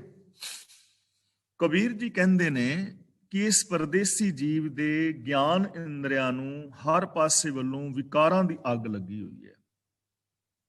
ਹੁਣ ਇੱਥੇ ਘੱਗਰੇ ਦਾ ਮਤਲਬ ਇਹ ਨਹੀਂ ਕਿ ਕਿਸੇ ਨੇ ਘੱਗਰਾ ਪਾਇਆ ਤੇ ਉਹਨੂੰ ਅੱਗ ਲੱਗ ਗਈ ਹੈ। ਘਾਗਰੇ ਦਾ ਮਤਲਬ ਇੱਥੇ ਹੈ ਦਰਵਾਜ਼ੇ, ਸਾਡੇ ਗਿਆਨ ਇੰਦਰੇ, ਜੀਵਨ ਦਾ ਘੱਗਰਾ ਜਿਹੜੇ ਗਿਆਨ ਇੰਦਰੇ ਨੇ, ਤੇ ਅੱਗ ਹੈ ਵਿਕਾਰਾਂ ਦੀ। ਕੰਨਾਂ ਨੂੰ ਅੱਗ ਲੱਗੀ ਹੈ ਨਾ ਨਿੰਦਿਆ ਸੁਣਨ ਦੀ, ਕਿਸੇ ਦੀ ਕੋਈ ਬਦਖੋਈ ਕਰੇ ਸਾਨੂੰ ਬੜਾ ਚਾਅ ਚੜ੍ਹਦਾ ਹੈ। ਜ਼ਬਾਨ ਦੇ ਨਾਲ ਅਸੀਂ ਝੂਠ ਬੋਲ ਕੇ ਜਾਂ ਕਿਸੇ ਦੀ ਬੇਪੱਤੀ ਕਰਕੇ ਬੜਾ ਆਨੰਦ ਮਾਣਦੇ ਹਾਂ, ਸਾਨੂੰ ਬੜੀ ਖੁਸ਼ੀ ਹੁੰਦੀ ਹੈ ਕਿਸੇ ਦੀਆਂ ਚੁਗਲੀਆਂ ਕਰਕੇ, ਬਦਖੋਈ ਕਰਕੇ, ਕਿਸੇ ਦੀ ਬੇਇੱਜ਼ਤੀ ਕਰਕੇ, ਕਿਸੇ ਨੂੰ ਨੀਵਾਂ ਦਿਖਾ ਕੇ। ਅੱਗ ਹੀ ਹੈ ਨਾ। ਹੱਥਾਂ ਨੂੰ ਅੱਗ ਲੱਗੀ ਹੈ ਬੇਗਾਨੇ ਹੱਕ ਖਾਣ ਦੀ, ਪੈਰਾਂ ਨੂੰ ਅੱਗ ਲੱਗੀ ਹੈ ਭੈੜੇ ਪਾਸੇ ਜਾਣ ਦੀ, ਮਨ ਨੂੰ ਅੱਗ ਲੱਗੀ ਹੈ ਮਾੜਾ ਸੋਚਣ ਦੀ, ਵਿਕਾਰਾਂ ਦੀ ਅੱਗ। ਤੇ ਇਸ ਵਿਕਾਰਾਂ ਦੀ ਅੱਗ ਦੇ ਅੰਦਰ ਬਹੁ ਗਿਣਤੀ ਜਿਹੜੀ ਹੈ ਉਹ ਸੜ ਰਹੀ ਹੈ। ਸਾਰਿਆਂ ਦੀ ਗੱਲ ਨਹੀਂ ਹੈ ਇੱਥੇ, ਕਿਉਂਕਿ ਇਸ ਦੁਨੀਆ ਵਿੱਚ ਸਾਰੇ ਇਨਸਾਨ ਵਿਕਾਰੀ ਨਹੀਂ ਹਨ। ਬਹੁਤ ਸਾਰੇ ਚੰਗੇ ਚੰਗੇ ਲੋਕ ਨੇ ਜਿਨ੍ਹਾਂ ਦੀ ਜ਼ਿੰਦਗੀ ਵਿੱਚ ਵਿਕਾਰ ਨਹੀਂ, ਜਿਨ੍ਹਾਂ ਦੀ ਸੋਚ ਬੜੀ ਪਿਆਰੀ ਹੈ, ਜਿਨ੍ਹਾਂ ਦੇ ਬੋਲ ਬੜੇ ਚੰਗੇ ਨੇ, ਜਿਨ੍ਹਾਂ ਦਾ ਵਿਹਾਰ ਬਹੁਤ ਚੰਗਾ ਹੈ। ਐਸੇ ਲੋਕ ਇਸ ਦੁਨੀਆ ਵਿੱਚ ਮਿਲ ਜਾਂਦੇ ਨੇ। ਤੇ ਅਗਲੀ ਲਾਈਨ ਦੇ ਵਿੱਚ ਇਹਨਾਂ ਦੋਵਾਂ ਦੀ ਗੱਲ ਕੀਤੀ ਹੈ। ਖਿੰਥਾ ਜਲ ਕੋਇਲਾ ਭਈ। ਖਿੰਥਾ ਦਾ ਮਤਲਬ ਗੋਦੜੀ, ਗੋਦੜੀ ਦਾ ਮਤਲਬ ਇਹ ਸਰੀਰ, ਤੇ ਤਾਗਾ ਇਹ ਸਰੀਰ ਦੀ ਗੋਦੜੀ ਦੀਆਂ ਟਾਕੀਆਂ ਜੋੜ ਕੇ ਰੱਖਣ ਵਾਲਾ ਧਾਗਾ, ਜਿੰਦ ਜੋ ਸਾਡੀ ਸੋਚ ਹੈ। ਹੁਣ ਇੱਥੇ ਦੋ ਜਣਿਆਂ ਦੀ ਗੱਲ ਕੀਤੀ ਜਾ ਰਹੀ ਹੈ। ਖਿੰਥਾ ਜਲ ਕੋਇਲਾ ਭਈ, ਇੱਕ ਤੇ ਉਹ ਨੇ ਜਿਨ੍ਹਾਂ ਦੇ ਗਿਆਨ ਇੰਦਰੀਆਂ ਨੂੰ ਵਿਕਾਰਾਂ ਦੀ ਅੱਗ 'ਚ ਫੇਰਿਓਂ ਲੱਗੀ ਹੋਈ ਹੈ। ਕਾਮ, ਕ੍ਰੋਧ, ਲੋਭ, ਮੋਹ, ਹੰਕਾਰ, ਈਰਖਾ, ਨਿੰਦਾ, ਚੁਗਲੀ ਦੇ ਵਿੱਚ ਫਸੇ ਹੋਏ ਨੇ। ਉਹਨਾਂ ਦਾ ਇਹ ਸਰੀਰ ਵਿਕਾਰਾਂ ਦੀ ਅੱਗ ਵਿੱਚ ਸੜ ਕੇ ਰਾਖ ਹੋ ਜਾਂਦਾ ਹੈ, ਕੋਲੇ ਹੋ ਜਾਂਦਾ ਹੈ। ਯਾਨੀ ਇਹਨਾਂ ਦਾ ਉਹ ਜੀਵਨ ਕਿਸੇ ਕੰਮ ਨਹੀਂ ਆਉਂਦਾ, ਸਗੋਂ ਉਹ ਲੋਕਾਂ ਨੂੰ ਵੀ ਦੁਖੀ ਕਰਦੇ ਨੇ। ਆਪ ਤੇ ਦੁਖੀ ਹੈ ਹੀ ਹੈ ਨੇ, ਆਪ ਤੇ ਅਸ਼ਾਂਤ ਨੇ, ਆਪ ਉਹਨਾਂ ਨੂੰ ਇੱਕ ਪਲ ਵੀ ਟਿਕਣਾ ਨਹੀਂ ਮਿਲਦਾ। ਰਾਤਾਂ ਦੀਆਂ ਨੀਂਦਾਂ ਉਹਨਾਂ ਦੀਆਂ ਉੱਡ ਜਾਂਦੀਆਂ ਨੇ, ਰਾਤ ਵੀ ਉਸਲ ਵਾਟੇ ਲੈਂਦੇ ਨੇ, ਪਾਸੇ ਮਾਰਦੇ ਨੇ। ਸਵੇਰੇ ਕਿਹਨੂੰ ਠੱਗਣਾ ਹੈ, ਕਿਹਨੂੰ ਮਾਰਨਾ ਹੈ, ਕਿਧਰੋਂ ਬਚਣਾ ਹੈ, ਮਾਰ ਧਾੜ, ਰਾਤ ਨੂੰ ਵੀ ਪਾਸੇ ਮਾਰਦੇ ਰਹਿੰਦੇ ਨੇ। ਦਵਾਈਆਂ ਲੈ ਲੈ ਕੇ ਨੀਂਦ ਦੀਆਂ ਸੌਂਦੇ ਨੇ। ਉਹਨਾਂ ਦੀ ਜ਼ਿੰਦਗੀ ਵਿਅਰਥ ਹੈ, ਕਿਉਂਕਿ ਉਹ ਆਪ ਵੀ ਵਿਕਾਰਾਂ ਵਿੱਚ ਫਸੇ ਤੇ ਲੋਕਾਂ ਨੂੰ ਵੀ ਦੁਖੀ ਕੀਤਾ। ਉਹਨਾਂ ਦੀ ਜਿਹੜੀ ਇਹ ਸਰੀਰ ਗੋਦੜੀ ਸੀ, ਵਿਕਾਰਾਂ ਵਿੱਚ ਜਲ ਕੇ ਰਾਖ ਹੋ ਗਈ, ਭਾਵ ਕਿ ਉਹਨਾਂ ਦਾ ਜੀਵਨ ਵਿਅਰਥ ਚਲਾ ਗਿਆ। ਤੇ ਦੂਜੇ ਉਹ ਨੇ ਜਿਹੜੇ ਸੱਚ ਦੇ ਨਾਲ ਜੁੜੇ, ਜਿਨ੍ਹਾਂ ਨੇ ਹਰੀ ਦੇ ਗੁਣ ਗਾਏ। ਤਾਗੇ ਆਂਚ ਨਾ ਲਾਗ, ਉਹਨਾਂ ਦੀ ਜਿੰਦ ਨੂੰ ਅੱਗ ਵੀ ਨਹੀਂ ਲੱਗੀ। ਅਸੀਂ ਪਿਛਲਾ ਸ਼ਲੋਕ ਵਿਚਾਰਿਆ ਨਾ ਕਿ ਕਬੀਰ ਲੋਕ ਕੇ ਨਿੰਦੇ ਬਪੁੜਾ, ਜਿਹ ਮਨ ਨਾਹੀ ਗਿਆਨ, ਉਸ ਤੋਂ ਪਹਿਲਾਂ ਭਗਤ ਨਾ ਛਾਡੋ ਰਾਮ ਕੀ, ਭਾਵੇਂ ਨਿੰਦੋ ਲੋਗ। ਯਾਨੀ ਜਿਹੜੇ ਲੋਕ ਵਿਕਾਰਾਂ ਦੇ ਵਿੱਚ ਲੱਗੇ ਰਹੇ, ਉਹਨਾਂ ਦਾ ਸਰੀਰ ਜਲ ਕੇ ਰਾਖ ਹੋ ਗਿਆ, ਉਹਨਾਂ ਦਾ ਜੀਵਨ ਬੇਕਾਰ ਹੋ ਗਿਆ। ਪਰ ਜਿਨ੍ਹਾਂ ਨੇ ਰੱਬੀ ਗੁਣ ਗਾਏ, ਭਗਤ ਨਾ ਛਾਡੋ ਰਾਮ ਕੀ, ਜਿਨ੍ਹਾਂ ਨੇ ਰੱਬੀ ਗੁਣ ਗਾਏ, ਉਹਨਾਂ ਦੀ ਜਿੰਦ ਨੂੰ ਅੱਗ ਨਾ ਲੱਗੀ, ਉਹ ਵਿਕਾਰਾਂ ਦੀ ਅੱਗ ਤੋਂ ਬਚ ਗਏ। ਉਹਨਾਂ ਦਾ ਜੀਵਨ ਸੌਖਾ ਰਿਹਾ, ਉਹ ਸ਼ਾਂਤ ਰਹੇ, ਆਪ ਵੀ ਸੁਖੀ ਰਹੇ, ਉਹਨਾਂ ਨੇ ਦੁਨੀਆ ਨੂੰ ਵੀ ਸ਼ਾਂਤ ਕੀਤਾ। ਤਾਂ ਹੁਣ ਦੇਖੋ, ਇਸ ਸ਼ਲੋਕ ਰਾਹੀਂ ਸਾਡੇ ਕੋਲ ਦੋ ਰਾਸਤੇ ਨੇ। ਇੱਕ ਰਾਸਤਾ ਤੇ ਐਸਾ ਹੈ ਕਿ ਅਸੀਂ ਆਪਣੇ ਗਿਆਨ ਇੰਦਰੀਆਂ ਨੂੰ ਵਿਕਾਰਾਂ ਦੀ ਅੱਗ ਵਿੱਚ ਸੜਨ ਦੇਈਏ ਔਰ ਆਪਣੇ ਇਸ ਜੀਵਨ ਨੂੰ ਬਰਬਾਦ ਕਰ ਲਈਏ ਤੇ ਸਮਾਜ ਅੰਦਰ ਵੀ ਅਸ਼ਾਂਤੀ ਫੈਲਾਈਏ। ਦੂਜਾ ਰਾਸਤਾ ਇਹ ਹੈ ਕਿ ਅਸੀਂ ਬਾਕੀ ਦੇ ਸਾਰੇ ਕੰਮ ਛੱਡ ਕੇ ਕਰਮ ਕਾਂਡ ਵਾਲੇ ਦੂਜੇ ਤੀਜੇ ਤੇ ਰੱਬੀ ਗੁਣਾਂ ਦੇ ਧਾਰਨੀ ਹੋਈਏ, ਰੱਬੀ ਰਜ਼ਾ ਵਿੱਚ ਤੁਰੀਏ ਤੇ ਆਪਣੀ ਜਿੰਦ ਨੂੰ ਵਿਕਾਰਾਂ ਵਿੱਚ ਸੜਨ ਤੋਂ ਬਚਾਈਏ ਔਰ ਸਾਡਾ ਪੂਰੇ ਦਾ ਪੂਰਾ ਜੀਵਨ ਸੁਰੱਖਿਅਤ ਰਹੇ, ਇਨਸਾਨੀਅਤ ਬਚੀ ਰਹੇ, ਜ਼ਮੀਰ ਬਚੀ ਰਹੇ, ਚੜ੍ਹਦੀ ਕਲਾ ਅੰਦਰ ਬਣੀ ਰਹੇ, ਸਕਾਰਾਤਮਕ ਸੋਚ ਰਹੇ ਤੇ ਅਸੀਂ ਸਮਾਜ ਨੂੰ ਵੀ ਸੁਖੀ ਤੇ ਸ਼ਾਂਤ ਕਰ ਸਕੀਏ। ਇਹ ਦੋ ਆਪਸ਼ਨ ਨੇ। ਤਾਂ ਕਬੀਰ ਜੀ ਸਾਨੂੰ ਇਹ ਆਪਸ਼ਨ ਦੀ ਚੋਣ ਕਰਨ ਦੀ ਪ੍ਰੇਰਨਾ ਕਰ ਰਹੇ ਨੇ ਕਿ ਪਿਆਰਿਓ, ਰੱਬੀ ਗੁਣਾਂ ਦੇ ਨਾਲ ਜੁੜੋ। ਬੇਸ਼ੱਕ ਲੋਕ ਤੁਹਾਡੀ ਨਿੰਦਿਆ ਕਰਨ ਕਿ ਇਹ ਕਰਮ ਕਾਂਡ ਨਹੀਂ ਕਰਦੇ, ਰੱਬੀ ਗੁਣਾਂ ਦੇ ਨਾਲ ਜੁੜੋਗੇ ਤਾਂ ਇਹ ਜੀਵਨ ਬਚਿਆ ਰਹੇਗਾ। ਕਬੀਰ ਖਿੰਥਾ ਜਲ ਕੋਇਲਾ ਪਈ, ਖਾਪਰ ਫੂਟਮ ਫੂਟ। ਇਹ ਫੂਟਮ ਫੂਟ ਜਿਹੜਾ ਨਾ, ਇਹਨੂੰ ਦੋ ਤਰ੍ਹਾਂ ਉਚਾਰਨ ਇਹਦਾ ਹੁੰਦਾ ਹੈ, ਫੂਟ, ਮਫੂਟ ਔਰ ਇੱਕ ਫੂਟਮ ਫੂਟ, ਅਰਥ ਦੋਵਾਂ ਦੇ ਇੱਕੋ ਹੀ ਨੇ, ਪਰ ਜੋ ਜ਼ਿਆਦਾ ਵਿਦਵਾਨ ਪੁਰਸ਼ਾਂ ਦੀ ਸਹਿਮਤੀ ਹੈ ਉਚਾਰਨ ਵਿੱਚ ਉਹ ਹੈ ਫੂਟਮ ਫੂਟ। ਕਬੀਰ ਤੇ ਰੁਕਣਾ ਹੈ। ਕਬੀਰ ਖਿੰਥਾ ਜਲ ਕੋਇਲਾ ਪਈ, ਖਾਪਰ ਫੂਟਮ ਫੂਟ, ਜੋਗੀ ਬਪੁੜਾ ਖੇਲਿਓ, ਆਸਨ ਰਹੀ ਵਿਭੂਤ। ਖਿੰਥਾ ਜਲ ਕੋਇਲਾ ਪਈ ਕਿ ਜਿਹੜਾ ਸਰੀਰ ਹੈ, ਸਰੀਰ ਰੂਪੀ ਗੋਦੜੀ ਹੈ, ਤੇ ਇਹ ਤਾਂ ਵਿਕਾਰਾਂ ਦੇ ਅੰਦਰ ਸੜ ਬਲ ਕੇ ਕੋਲਾ ਹੋ ਗਈ ਹੈ। ਔਰ ਹਕੀਕਤ ਹੈ, ਅੱਜ ਜਦੋਂ ਤੁਸੀਂ ਬਹੁ ਗਿਣਤੀ ਮਨੁੱਖਾਂ ਨੂੰ ਵੇਖੋਗੇ ਨਾ, ਤੇ ਆਮ ਮਨੁੱਖ ਦਾ ਜੀਵਨ ਜਿਹੜਾ ਹੈ ਕੋਲਾ ਹੋਇਆ ਪਿਆ ਹੈ, ਅੰਦਰੋਂ ਬੰਦਾ ਝੁਲਸਿਆ ਹੋਇਆ ਹੈ, ਸੜਿਆ ਹੋਇਆ ਹੈ। ਬੰਦੇ ਦੇ ਅੰਦਰ ਸ਼ਾਂਤੀ ਨਹੀਂ ਹੈ, ਔਰ ਇਹਦੀ ਜਿਹੜੀ ਅਸ਼ਾਂਤੀ ਹੈ ਨਾ ਮਨੁੱਖ ਦੀ, ਉਹ ਬੋਲਾਂ ਦੇ ਵਿੱਚੋਂ, ਵਿਹਾਰ ਦੇ ਅੰਦਰੋਂ ਹਰ ਟਾਈਮ ਪ੍ਰਗਟ ਹੁੰਦੀ ਰਹਿੰਦੀ ਹੈ। ਤੁਸੀਂ ਕਿਸੇ ਨੂੰ ਬੁਲਾ ਕੇ ਦੇਖੋ, ਉਹਦੀ ਬੋਲ ਬਾਣੀ ਤੋਂ ਹੀ ਪਤਾ ਲੱਗ ਜਾਏਗਾ। ਆਮ ਸਿਆਣੇ ਬੰਦੇ ਕਹਿੰਦੇ ਨੇ ਨਾ ਕਿ ਇਹ ਸਰੀਰ ਇੱਕ ਦੁਕਾਨ ਹੈ, ਤੇ ਜ਼ਬਾਨ ਇਸ ਦੁਕਾਨ ਦਾ ਜਿੰਦਰਾ ਹੈ। ਜਦੋਂ ਇਹ ਜਿੰਦਰਾ ਖੁੱਲਦਾ ਹੈ ਤਾਂ ਪਤਾ ਲੱਗਦਾ ਹੈ ਕਿ ਦੁਕਾਨ ਕੋਲਿਆਂ ਦੀ ਹੈ ਕਿ ਹੀਰਿਆਂ ਦੀ ਹੈ। ਬੋਲਾਂ ਤੋਂ ਹੀ ਪਤਾ ਲੱਗ ਜਾਂਦਾ ਨਾ, ਵਰਡਿੰਗ ਤੋਂ ਪਤਾ ਲੱਗ ਜਾਂਦਾ ਹੈ, ਟੋਨ ਤੋਂ ਪਤਾ ਲੱਗ ਜਾਂਦਾ ਹੈ, ਬੋਲਣ ਦੇ ਢੰਗ ਤੋਂ ਪਤਾ ਲੱਗ ਜਾਂਦਾ ਹੈ।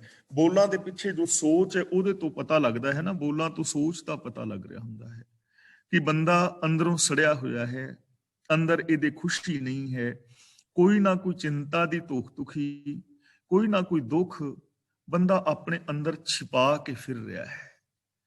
ਫਰਕ ਇੰਨਾ ਹੈ ਕਿ ਕਈਆਂ ਦੇ ਦੁੱਖ ਦਰਦ ਛਿਪ ਜਾਂਦੇ ਨੇ ਤੇ ਕਈਆਂ ਦੇ ਛਪ ਜਾਂਦੇ ਨੇ।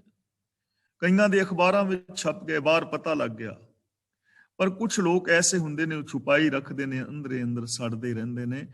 ਕੁਝ ਲੋਕ ਨੇ ਇਸ ਦੁਨੀਆ ਵਿੱਚ ਜੋ ਅੰਦਰੋਂ ਬਾਹਰੋਂ ਸ਼ਾਂਤ ਨੇ। ਤਾਂ ਕਬੀਰ ਜੀ ਸਾਨੂੰ ਸਮਝਾ ਰਹੇ ਨੇ, ਜੋਗੀ ਦਾ ਮਤਲਬ ਇੱਥੇ ਹੈ ਜੀਵ, ਜੋਗੀ ਆਮ ਜਿਹੜਾ ਬੰਦਾ ਹੈ, ਕਿ ਵਿਕਾਰਾਂ ਦੀ ਅੱਗ ਵਿੱਚ ਪੈ ਕੇ ਜਿਸ ਬਦ ਨਸੀਬ ਜੋਗੀ ਜੀਵ ਦੀ ਸਰੀਰ ਗੋਦੜੀ ਸੜ ਕੇ ਕੋਲਾ ਹੋ ਗਈ। ਖਾਪਰ ਫੂਟਮ ਫੂਟ, ਤੇ ਖਾਪਰ ਹੁੰਦਾ ਹੈ ਖੱਪਰ, ਜਿਹੜਾ ਜੋਗੀਆਂ ਨੇ ਆਪਣੇ ਹੱਥ ਵਿੱਚ ਫੜਿਆ ਹੁੰਦਾ ਹੈ, ਕਾਲੇ ਦੇ ਰੰਗ ਦਾ, ਜਿਹਦੇ ਵਿੱਚ ਭਿੱਖਿਆ ਪਵਾਉਂਦੇ ਨੇ। ਤੇ ਖਿੰਥਾ ਗੋਦੜੀ ਵੀ ਸੜ ਗਈ ਤੇ ਖੱਪਰ ਵੀ ਟੁਕੜੇ ਟੁਕੜੇ ਹੋ ਗਿਆ। ਹੁਣ ਇਹ ਖੱਪਰ ਇੱਥੇ ਕਿਹੜਾ ਹੈ? ਖੱਪਰ ਹੈ ਮਨੁੱਖ ਦਾ ਮਨ, ਮਨ ਦਾ ਖੱਪਰ। ਜੋਗੀ ਖੱਪਰ ਲੈ ਕੇ ਘਰ ਘਰ ਅੱਗੇ ਮੰਗਦਾ ਹੈ ਨਾ, ਤੇ ਇਹ ਬੰਦਾ ਵੀ ਘਰ ਘਰ ਅੱਗੇ ਮੰਗ ਰਿਹਾ ਹੈ। ਸਾਰਿਆਂ ਦੀ ਗੱਲ ਨਹੀਂ, ਬਹੁ ਗਿਣਤੀ ਦੀ ਗੱਲ ਹੈ। ਕੁਝ ਲੋਕ ਨੇ ਜਿਹੜੇ ਇੱਕ ਦੇ ਨਾਲ ਜੁੜੇ ਹੋਏ ਨੇ। ਹੁਣ ਘਰ ਘਰ ਦੇ ਅੱਗੇ ਮੰਗ ਰਿਹਾ ਹੈ, ਮਨ ਖੱਪਰ ਹੈ। ਕਦੇ ਕਿਸੇ ਪੀਰ ਤੇ ਸੁਖਣਾ ਸੁਖਦਾ ਫਿਰਦਾ ਹੈ, ਕਦੇ ਕਿਸੇ ਬਾਬੇ ਕੋਲ ਪੁੱਤਰਾਂ ਵਾਸਤੇ ਸੇਬ ਲੈਣ ਚਲਾ ਜਾਂਦਾ ਹੈ, ਤੇ ਦੂਜੇ ਕੋਲ ਸਿਰ ਪੀੜ ਹਟਾਉਣ ਲਈ ਜਲ ਲਿਆਉਂਦਾ ਹੈ, ਤੇ ਤੀਜੇ ਕੋਲ ਧਨ ਵਾਸਤੇ, ਤੇ ਚੌਥੇ ਕੋਲ ਹੋਰ ਕਰਮ ਵਾਸਤੇ। ਬੰਦੇ ਦਾ ਮਨ ਮੰਗਦਾ ਫਿਰਦਾ ਨਾ, ਖਾਪਰ ਫੂਟਮ ਫੂਟ, ਟੁਕੜੇ ਟੁਕੜੇ ਹੋਇਆ ਪਿਆ। ਤੇ ਯਾਦ ਰੱਖਣਾ, ਜਦੋਂ ਤੱਕ ਮਨ ਟੁਕੜੇ ਟੁਕੜੇ ਹੋਇਆ ਪਿਆ ਹੈ ਨਾ, ਇਸ ਦਲੇ ਹੋਏ ਮਨ ਦੇ ਅੰਦਰੋਂ ਕੋਈ ਚੰਗਾ ਬੀਜ ਉਪਜਦਾ ਨਹੀਂ। ਅਸੀਂ ਆਸਾ ਕੀ ਵਾਰ ਵਿੱਚ ਚੀਜ਼ ਵਿਚਾਰੀ ਸੀ, ਜੇ ਇੱਕ ਹੋਏ ਤਾਂ ਉਗਵੇ ਰੁੱਤੀ ਹੂੰ ਰੁੱਤ ਹੋਏ, ਕਿ ਜੇ ਇੱਕ ਹੋਏਗਾ ਨਾ ਮਨ ਤਾਂ ਹੀ ਹੈ ਨਾ। ਬੀਓ ਬੀਜ ਪਤ ਲੈ ਗਏ, ਅਬ ਕਿਉਂ ਉਗਵੇ ਦਾਲ। ਜੇ ਚਣੇ ਸਾਬਤ ਬੀਜੋਗੇ ਤਾਂ ਉਹ ਉੱਗਣਗੇ, ਤੇ ਜੇ ਕੋਈ ਬੰਦਾ ਦਾਲ ਬੀਜ ਦੇਵੇ ਦਲ ਕੇ, ਵੀ ਸਿੱਧੀ ਦਾਲ ਹੀ ਉੱਗ ਪੈਗੀ, ਤੇ ਦਾਲ ਤਾਂ ਉੱਗਣੀ ਨਹੀਂ ਨਾ, ਦਾਲ ਤਾਂ ਬੇਕਾਰ ਜਾਏਗੀ। ਮਨ ਹੈ ਟੁਕੜੇ ਟੁਕੜੇ ਹੋਇਆ ਪਿਆ ਹੈ, ਜਿਹਦੇ ਅੰਦਰ ਇੱਕ ਸੁਰਤਾ ਨਹੀਂ ਹੈ, ਜੋ ਇੱਕ ਦੇ ਨਾਲ ਜੁੜਿਆ ਹੋਇਆ ਨਹੀਂ ਹੈ, ਉਸ ਮਨ ਦੇ ਅੰਦਰ ਕਦੇ ਸ਼ਾਂਤੀ ਨਹੀਂ ਆਉਂਦੀ। ਤਾਂ ਕਬੀਰ ਜੀ ਕਹਿੰਦੇ ਨੇ ਇਹਦਾ ਮਨ ਵੀ ਟੁਕੜੇ ਟੁਕੜੇ ਹੋਇਆ ਪਿਆ ਹੈ, ਇੱਕ ਦੇ ਉੱਤੇ ਇਹਨੂੰ ਭਰੋਸਾ ਨਹੀਂ ਹੈ। ਕਿੰਨੇ ਕੁ ਲੋਕ ਨੇ ਜਿਨ੍ਹਾਂ ਨੂੰ ਗੁਰਬਾਣੀ ਤੇ ਭਰੋਸਾ ਹੈ, ਔਰ ਗੁਰਬਾਣੀ ਮੁਤਾਬਕ ਉਹ ਜ਼ਿੰਦਗੀ ਜੀਂਦੇ ਨੇ। ਬਾਕੀ ਆਮ ਬਹੁਤਾਤ ਗਿਣਤੀ ਤਾਂ ਵਰਤਾਂ ਨਰਾਤਿਆਂ ਸਰਾਧਾਂ ਵਿੱਚ ਤੇ ਬਾਬਿਆਂ ਤੇ ਚੌਂਕੀਆਂ ਵਾਲਿਆਂ ਤੇ ਹੋਰ ਜੋਤਸ਼ੀਆਂ ਤੇ ਕਿੱਧਰ ਕਿੱਧਰ ਲੋਕ ਖੱਜਲ ਖੁਆਰ ਹੋ ਰਹੇ ਨੇ। ਇਸੇ ਨੂੰ ਕਹਿੰਦੇ ਨੇ ਖਾਪਰ ਫੂਟਮ ਫੂਟ, ਕਿ ਮਨ ਟੁਕੜੇ ਟੁਕੜੇ ਹੋ ਗਿਆ, ਸਰੀਰ ਵਿਕਾਰਾਂ ਵਿੱਚ ਸੜ ਗਿਆ, ਮਨ ਜਿਹੜਾ ਹੈ ਦਰ ਦਰ ਦੇ ਉੱਤੇ ਫਿਰ ਫਿਰ ਕੇ ਟੁਕੜੇ ਟੁਕੜੇ ਹੋ ਗਿਆ। ਜੋਗੀ ਬਪੁੜਾ ਖੇਲਿਓ, ਬਪੁੜਾ ਦਾ ਮਤਲਬ ਵਿਚਾਰਾ, ਮੰਦ ਭਾਗਾ, ਬਦ ਕਿਸਮਤ ਜਿਹਨੂੰ ਕਹਿ ਦਿੰਦੇ ਆ। ਖੇਲਿਓ ਦਾ ਮਤਲਬ ਇਹੋ ਜਿਹੀ ਖੇਡ ਖੇਡ ਗਿਆ, ਇਹੋ ਜੀ ਜ਼ਿੰਦਗੀ ਜੀਂਦਾ ਰਿਹਾ। ਆਸਨ ਰਹੀ ਵਿਭੂਤ, ਆਸਨ ਦੇ ਨੰਨੇ ਨਾਲ ਸਿਹਾਰੀ ਹੈ ਆਸਨ ਉੱਤੇ। ਕੀ ਰਹਿ ਗਿਆ? ਨਿਰੀ ਸਵਾਹ ਰਹਿ ਗਈ। ਸਰੀਰ ਵਿਕਾਰਾਂ ਵਿੱਚ ਸੜ ਕੇ ਸਵਾਹ ਹੋ ਗਿਆ, ਖੱਪਰ ਵੀ ਭੱਜ ਗਿਆ, ਤੇ ਆਸਣ ਦੇ ਉੱਤੇ ਸਵਾਹ ਪਈ ਰਹੀ ਨਾ, ਜਿਹੜੀ ਧੂਣੀ ਲਾਂਦਾ ਸੀ ਸਵਾਹ। ਹੁਣ ਇਹਦਾ ਮਤਲਬ ਇਹ ਹੈ ਕਿ ਬੰਦੇ ਦੇ ਪੱਲੇ ਕੀ ਪਿਆ? ਸਵਾਹ। ਐਸੇ ਬੰਦੇ ਦੇ ਪੱਲੇ ਕੀ ਪਿਆ ਜਿਹਦਾ ਮਨ ਟੁਕੜੇ ਟੁਕੜੇ ਹੋਇਆ ਹੈ, ਦਰ-ਦਰ ਦੇ ਉੱਤੇ ਫਿਰਦਾ ਹੈ, ਤੇ ਵਿਕਾਰਾਂ ਦੇ ਵਿੱਚ ਬੰਦੇ ਦਾ ਜਿਹੜਾ ਹੈ ਤਨ ਜਲ ਗਿਆ, ਤੇ ਪੱਲੇ ਕੀ ਪਿਆ? ਆਸਨ ਰਹੀ ਵਿਭੂਤ। ਆਸਨ ਦਾ ਮਤਲਬ ਇਹਦੀ ਸੋਚ ਦੇ ਅੰਦਰ ਇਹਦੇ ਪੱਲੇ ਕੀ ਪਿਆ? ਸਵਾਹ, ਖੇਖੁਆਰੀ। ਤਾਂ ਇਹਦਾ ਮਤਲਬ ਇਹ ਹੈ ਕਿ ਐਸੀ ਜ਼ਿੰਦਗੀ ਜੀਣ ਦੇ ਨਾਲ ਬੰਦੇ ਦੇ ਪੱਲੇ ਸਿਰਫ ਖੇਖੁਆਰੀ ਪੈਂਦੀ ਹੈ। ਕਹਿੰਦੇ ਨਾ ਉਹਦੇ ਸਿਰ ਤੇ ਸਵਾਹ ਪੈ ਗਈ ਹੈ। ਹੁਣ ਸਵਾਹ ਦਾ ਮਤਲਬ ਇਹ ਨਹੀਂ ਕਿ ਉਹਦੇ ਸਿਰ ਵਿੱਚ ਕਿਸੇ ਨੇ ਸਵਾਹ ਪਾਈ ਹੁੰਦੀ ਹੈ। ਸਵਾਹ ਇੱਕ ਮੁਹਾਵਰਾ ਹੈ ਜਿਹਦੇ ਰਾਹੀਂ ਕਿ ਉਹਦੀ ਬੇਪੱਤੀ, ਉਹਦੀ ਖੁਆਰੀ ਹੋਈ ਹੈ। ਤਾਂ ਕਬੀਰ ਜੀ ਸਾਨੂੰ ਕਹਿ ਰਹੇ ਨੇ ਕਿ ਜਿਹੜਾ ਜੀਵ ਜੋਗੀ ਇਹੋ ਜਿਹਾ ਖੇਲ ਖੇਲ ਕੇ ਗਿਆ ਜ਼ਿੰਦਗੀ ਦਾ, ਉਹਦੇ ਪੱਲੇ ਕੇਵਲ ਰਾਖ ਪਈ, ਉਹਦੇ ਪੱਲੇ ਸਵਾਹ ਪਈ। ਹੁਣ ਇਹ ਬੰਦੇ ਦੇ ਡਿਪੈਂਡ ਕਰੇਗਾ ਕਿ ਕੀ ਚਾਹੁੰਦਾ ਹੈ। ਕਬੀਰ ਜੀ ਹੋਰ ਸ਼ਲੋਕ ਵਿੱਚ ਹੋਰ ਢੰਗ ਨਾਲ ਸਮਝਾ ਰਹੇ ਨੇ, ਹੀਰੇ ਜੈਸਾ ਜਨਮ ਹੈ ਕੌਡੀ ਬਦਲੇ ਜਾਏ। ਕਿ ਇਸ ਜ਼ਿੰਦਗੀ ਦੇ ਅੰਦਰ ਬੰਦਾ ਸਤ, ਸੰਤੋਖ, ਦਇਆ, ਧਰਮ ਆਦਿਕ ਹੀਰੇ ਵਿਹਾਜ ਸਕਦਾ ਸੀ, ਪਰ ਇਹ ਕਾਮ, ਕ੍ਰੋਧ, ਲੋਭ, ਈਰਖਾ, ਵੈਰ ਵਿਰੋਧੀਆਂ ਕੌਡੀਆਂ ਵਿਹਾਜਦਾ ਰਿਹਾ।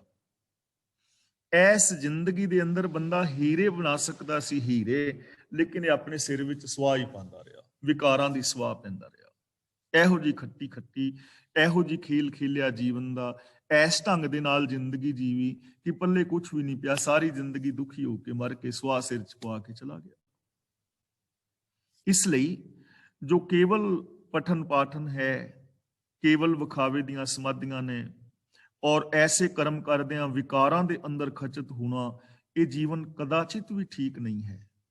ਇਹ ਜੀਵਨ ਮਹਾਨ ਹੋ ਸਕਦਾ ਹੈ ਰੱਬੀ ਰਜ਼ਾ ਦੇ ਵਿੱਚ ਤੁਰਿਆ, ਔਰ ਰੱਬੀ ਗੁਣਾਂ ਦੇ ਧਾਰਨੀ ਹੋਣ ਦੇ ਨਾਲ ਇਹ ਜੀਵਨ ਮਹਾਨ ਹੋ ਸਕਦਾ ਹੈ। ਤੇ ਇਹ ਪੋਸੀਬਿਲਿਟੀ ਹਰ ਇਸਤਰੀ, ਪੁਰਸ਼, ਬੱਚੀ, ਬੱਚੇ, ਜਵਾਨ ਦੇ ਵਿੱਚ ਮੌਜੂਦ ਹੈ। ਅਗਲਾ ਬਚਨ ਕਰਦੇ ਨੇ ਕਬੀਰ, ਥੋੜੈ ਜਲ ਮਾਛੁਲੀ ਚੀਵਰ ਮੇਲਿਓ ਜਾਲ, ਇਹ ਟੋਗਨੈ ਨਾ ਛੂਟ ਸਹੈ ਫਿਰ ਕਰ ਸਮੁੰਦ ਸਮਾਲ।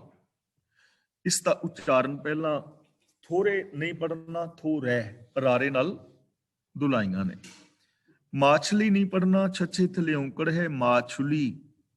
ਕਬੀਰ, ਥੋੜੈ ਜਲ ਮਾਛੁਲੀ ਚੀਵਰ ਮੇਲਿਓ ਜਾਲ, ਇਹ ਟੋਗਨੈ, ਟੋਗਨੇ ਨਹੀਂ ਪੜਨਾ, ਨੈ ਪੜਨਾ ਹੈ, ਇਹ ਟੋਗਨੈ ਨਾ ਛੂਟ ਸਹੈ, ਇੱਥੇ ਬਿੰਦੀ ਲਗਾਵਾਂਗੇ, ਛੂਟ ਸਹੈ। ਫਿਰ ਕਰ ਸਮੁੰਦ ਸਮਾਲ, ਸਮਾਲ ਨਹੀਂ, ਮੰਮੇ ਦੇ ਥੱਲੇ ਹਲੰਤ ਹੈ, ਚੌਥਾ ਹਿੱਸਾ ਹਾਹੇ ਦਾ, ਸਮਾਲ, ਫਿਰ ਕਰ ਸਮੁੰਦ ਸਮਾਲ। ਤਾਂ ਕਬੀਰ ਜੀ ਕਹਿ ਰਹੇ ਨੇ ਥੋੜੇ ਜਲ ਦਾ ਮਤਲਬ ਥੋੜੇ ਪਾਣੀ ਵਿੱਚ, ਜਿਵੇਂ ਛੋਟੀ ਜਿਹੀ ਕੋਈ ਛਪੜੀ ਹੋਵੇ। ਮਾਛਲੀ ਦਾ ਮਤਲਬ ਥੋੜੇ ਜਿਹੇ ਪਾਣੀ ਦੇ ਵਿੱਚ, ਛਪੜੀ ਦੇ ਵਿੱਚ ਹੋਏ ਮੱਛੀਆਂ ਹੋਣ, ਮੱਛੀ ਹੋਵੇ, ਤੇ ਮੱਛੀ ਫੜਨ ਵਾਲਾ ਕੋਈ ਝਿਊਰ ਆ ਕੇ ਜਾਲ ਪਾ ਲਵੇ। ਹੇ ਕਬੀਰ, ਥੋੜੇ ਪਾਣੀ ਵਿੱਚ ਮੱਛੀ ਰਹਿੰਦੀ ਹੋਵੇ ਤਾਂ ਝਿਊਰ ਆ ਕੇ ਜਾਲ ਪਾ ਲੈਂਦਾ ਹੈ। ਤਿਵੇਂ ਜੀਵ ਦੁਨਿਆਵੀ ਭੋਗ, ਵਿਦਿਆ, ਧਨ ਆਦਿਕ ਨੂੰ ਜੇ ਆਪਣੇ ਜੀਵਨ ਦਾ ਆਸਰਾ ਬਣਾ ਲਏ, ਤੇ ਮਾਇਆ ਦੇ ਜਿਹੜੇ ਪਾਂਚੋਂ ਲੜਕਾ ਨੇ ਉਹ ਆਸਾਨੀ ਦੇ ਨਾਲ ਆਣ ਕੇ ਗਰਸ ਲੈਂਦੇ ਨੇ, ਵਿਕਾਰ ਇਹਦੇ ਉੱਤੇ ਹਾਵੀ ਹੋ ਜਾਂਦੇ ਨੇ। ਥੋੜਾ ਜਲ, ਹੁਣ ਥੋੜਾ ਜਲ ਕਿਹੜਾ ਹੈ? ਪਿਛਲੇ ਸ਼ਲੋਕਾਂ ਵਿੱਚ ਕਹਿ ਰਹੇ ਨੇ ਨਾ, ਮੈਂ ਜਾਣਿਓ ਪੜ੍ਹਵੋ ਭਲੋ, ਪੜ੍ਹਵੇ ਸੋ ਭਲ ਜੋਗ। ਕਿ ਕੋਈ ਬੰਦਾ ਸਿਰਫ ਧਰਮ ਗ੍ਰੰਥਾਂ ਦਾ ਪਠਨ ਪਾਠਨ ਕਰ ਰਿਹਾ ਹੈ, ਵਿਦਿਆ ਹੈ ਉਹਦੇ ਕੋਲ, ਲੇਕਿਨ ਸੱਚ ਦੇ ਨਾਲ ਜੁੜਿਆ ਹੋਇਆ ਨਹੀਂ ਹੈ, ਤਾਂ ਉਹਨੂੰ ਉਹਦੇ ਉੱਤੇ ਝੀਵਰ ਆਣ ਕੇ ਜਾਲ ਪਾ ਲੈਣਗੇ। ਕਾਮ, ਕ੍ਰੋਧ ਆਦਿਕ ਉਹਨੂੰ ਆਪਣੇ ਗ੍ਰਿਫਤ ਵਿੱਚ ਲੈ ਸਕਦੇ ਨੇ, ਲੈ ਲੈਣਗੇ। ਇੱਕ ਬੰਦਾ ਸਮਾਧੀਆਂ ਲਾ ਰਿਹਾ ਹੋਵੇ, ਮੈਡੀਟੇਸ਼ਨ ਤੇ ਕਰ ਰਿਹਾ ਹੋਵੇ ਰੋਜ਼, ਲੇਕਿਨ ਸੱਚ ਦੇ ਨਾਲ ਨਾ ਜੁੜਿਆ ਹੋਵੇ, ਗਿਆਨ ਨਾ ਹੋਵੇ, ਬੇਸਮਝੀ ਹੋਵੇ, ਤਾਂ ਐਸੇ ਬੰਦੇ ਨੂੰ ਵਿਕਾਰ ਗ੍ਰਸ ਲੈਣਗੇ, ਕਾਮ ਕ੍ਰੋਧ ਆਪਣੇ ਕਬਜ਼ੇ ਵਿੱਚ ਲੈ ਲੈਣਗੇ, ਆਤਮਕ ਮੌਤ ਹੋ ਜਾਏਗੀ। ਤਾਂ ਕਬੀਰ ਜੀ ਕਹਿੰਦੇ ਨੇ ਜਿਵੇਂ ਥੋੜੇ ਜਿਹੇ ਪਾਣੀ ਦੇ ਅੰਦਰ ਮੱਛੀ ਹੋਵੇ ਤਾਂ ਉੱਥੇ ਕੋਈ ਵੀ ਝੀਂਵਰ ਆਣ ਕੇ ਜਾਲ ਪਾ ਲੈਂਦਾ ਤੇ ਮੱਛੀ ਉਹਦੇ ਕਾਬੂ ਆ ਜਾਂਦੀ ਹੈ। ਇਸੇ ਤਰ੍ਹਾਂ ਸੋਚ ਹੋਵੇ ਸੀਮਤ, ਹੋਛੀ ਮਤ ਹੋਵੇ ਤੇ ਹੋਛੀ ਮਤ ਦੇ ਨਾਲ ਪਠਨ ਪਾਠਨ ਵੀ ਕਰਦਾ ਹੋਵੇ, ਧਰਮ ਗ੍ਰੰਥਾਂ ਦਾ ਵਰਤਨ ਰਾਤੇ ਸਰਾਧ ਵੀ ਕਰਦਾ ਹੋਵੇ, ਤੀਰਥਾਂ ਤੇ ਵੀ ਨਹਾਉਂਦਾ ਹੋਵੇ, ਮਾਲਾ ਫੇਰਦਾ ਹੋਵੇ, ਸਮਾਧੀਆਂ ਲਾਉਂਦਾ ਹੋਵੇ, ਤਾਂ ਇਹੋ ਜਿਹਾ ਬੰਦਾ ਕਾਮ, ਕ੍ਰੋਧ, ਲੋਭ, ਮੋਹ, ਹੰਕਾਰ ਤੋਂ ਬਚ ਨਹੀਂ ਸਕਦਾ ਇਹਨਾਂ ਕੰਮਾਂ ਦੇ ਨਾਲ। ਇਸ ਲਈ ਕਬੀਰ ਜੀ ਕਹਿ ਰਹੇ ਨੇ ਇਹ ਟੋਗਨੇ ਨਾ ਛੂਟ ਸੈਂ। ਟੋਗਨੇ ਦਾ ਮਤਲਬ ਟੋਬੇ, ਛੱਪੜ, ਟੋਏ, ਨਿੱਕੇ ਨਿੱਕੇ ਟੋਏ। ਕਬੀਰ ਜੀ ਕਹਿੰਦੇ ਨੇ ਹੇ ਮੱਛੀ, ਇਸ ਟੋਏ ਵਿੱਚ ਤੂੰ ਰਹਿ ਕੇ ਝੀਂਵਰ ਦੇ ਜਾਲ ਤੋਂ ਨਹੀਂ ਬਚ ਸਕਦੀ। ਨਿੱਕੇ ਨਿੱਕੇ ਟੋਇਆਂ ਦੇ ਵਿੱਚ ਤਾਂ ਮੱਛੀ ਦਾ ਬਚਣਾ ਔਖਾ ਹੈ ਨਾ, ਕਿਉਂਕਿ ਇੱਕ ਪਾਸੇ ਬੰਨੀ ਲੋਕ ਲਾ ਕੇ ਤੇ ਪਾਣੀ ਦੂਜੇ ਪਾਸੇ ਛਿੰਝ ਕੇ ਤੇ ਮੱਛੀ ਫੜ ਲੈਂਦੇ ਨੇ। ਪਿੰਡਾਂ ਦੇ ਵਿੱਚ ਤੁਸੀਂ ਦੇਖਦੇ ਰਹੇ, ਕਈ ਲੋਕ ਚਾਦਰ ਦੇ ਜਾਲ ਜਿਹਾ ਬਣਾ ਕੇ ਤੇ ਮੱਛੀਆਂ ਫੜ ਲੈਂਦੇ ਛੱਪੜਾਂ ਚੋਂ, ਛੋਟਿਆਂ ਛੋਟਿਆਂ ਚੋਂ, ਤੇ ਸਾਰੀਆਂ ਦੀਆਂ ਸਾਰੀਆਂ ਹੀ ਲੈ ਜਾਂਦੇ ਸੀ ਕੱਢ ਕੇ। ਕਬੀਰ ਜੀ ਕਹਿੰਦੇ ਨੇ ਇਸ ਟੋਗਨੇ ਵਿੱਚ, ਇਹਨਾਂ ਟੋਇਆਂ ਵਿੱਚ ਨਾ ਛੂਟ ਸੈਂ, ਇਹ ਮੱਛੀ ਤੂੰ ਨਹੀਂ ਬਚ ਸਕਦੀ।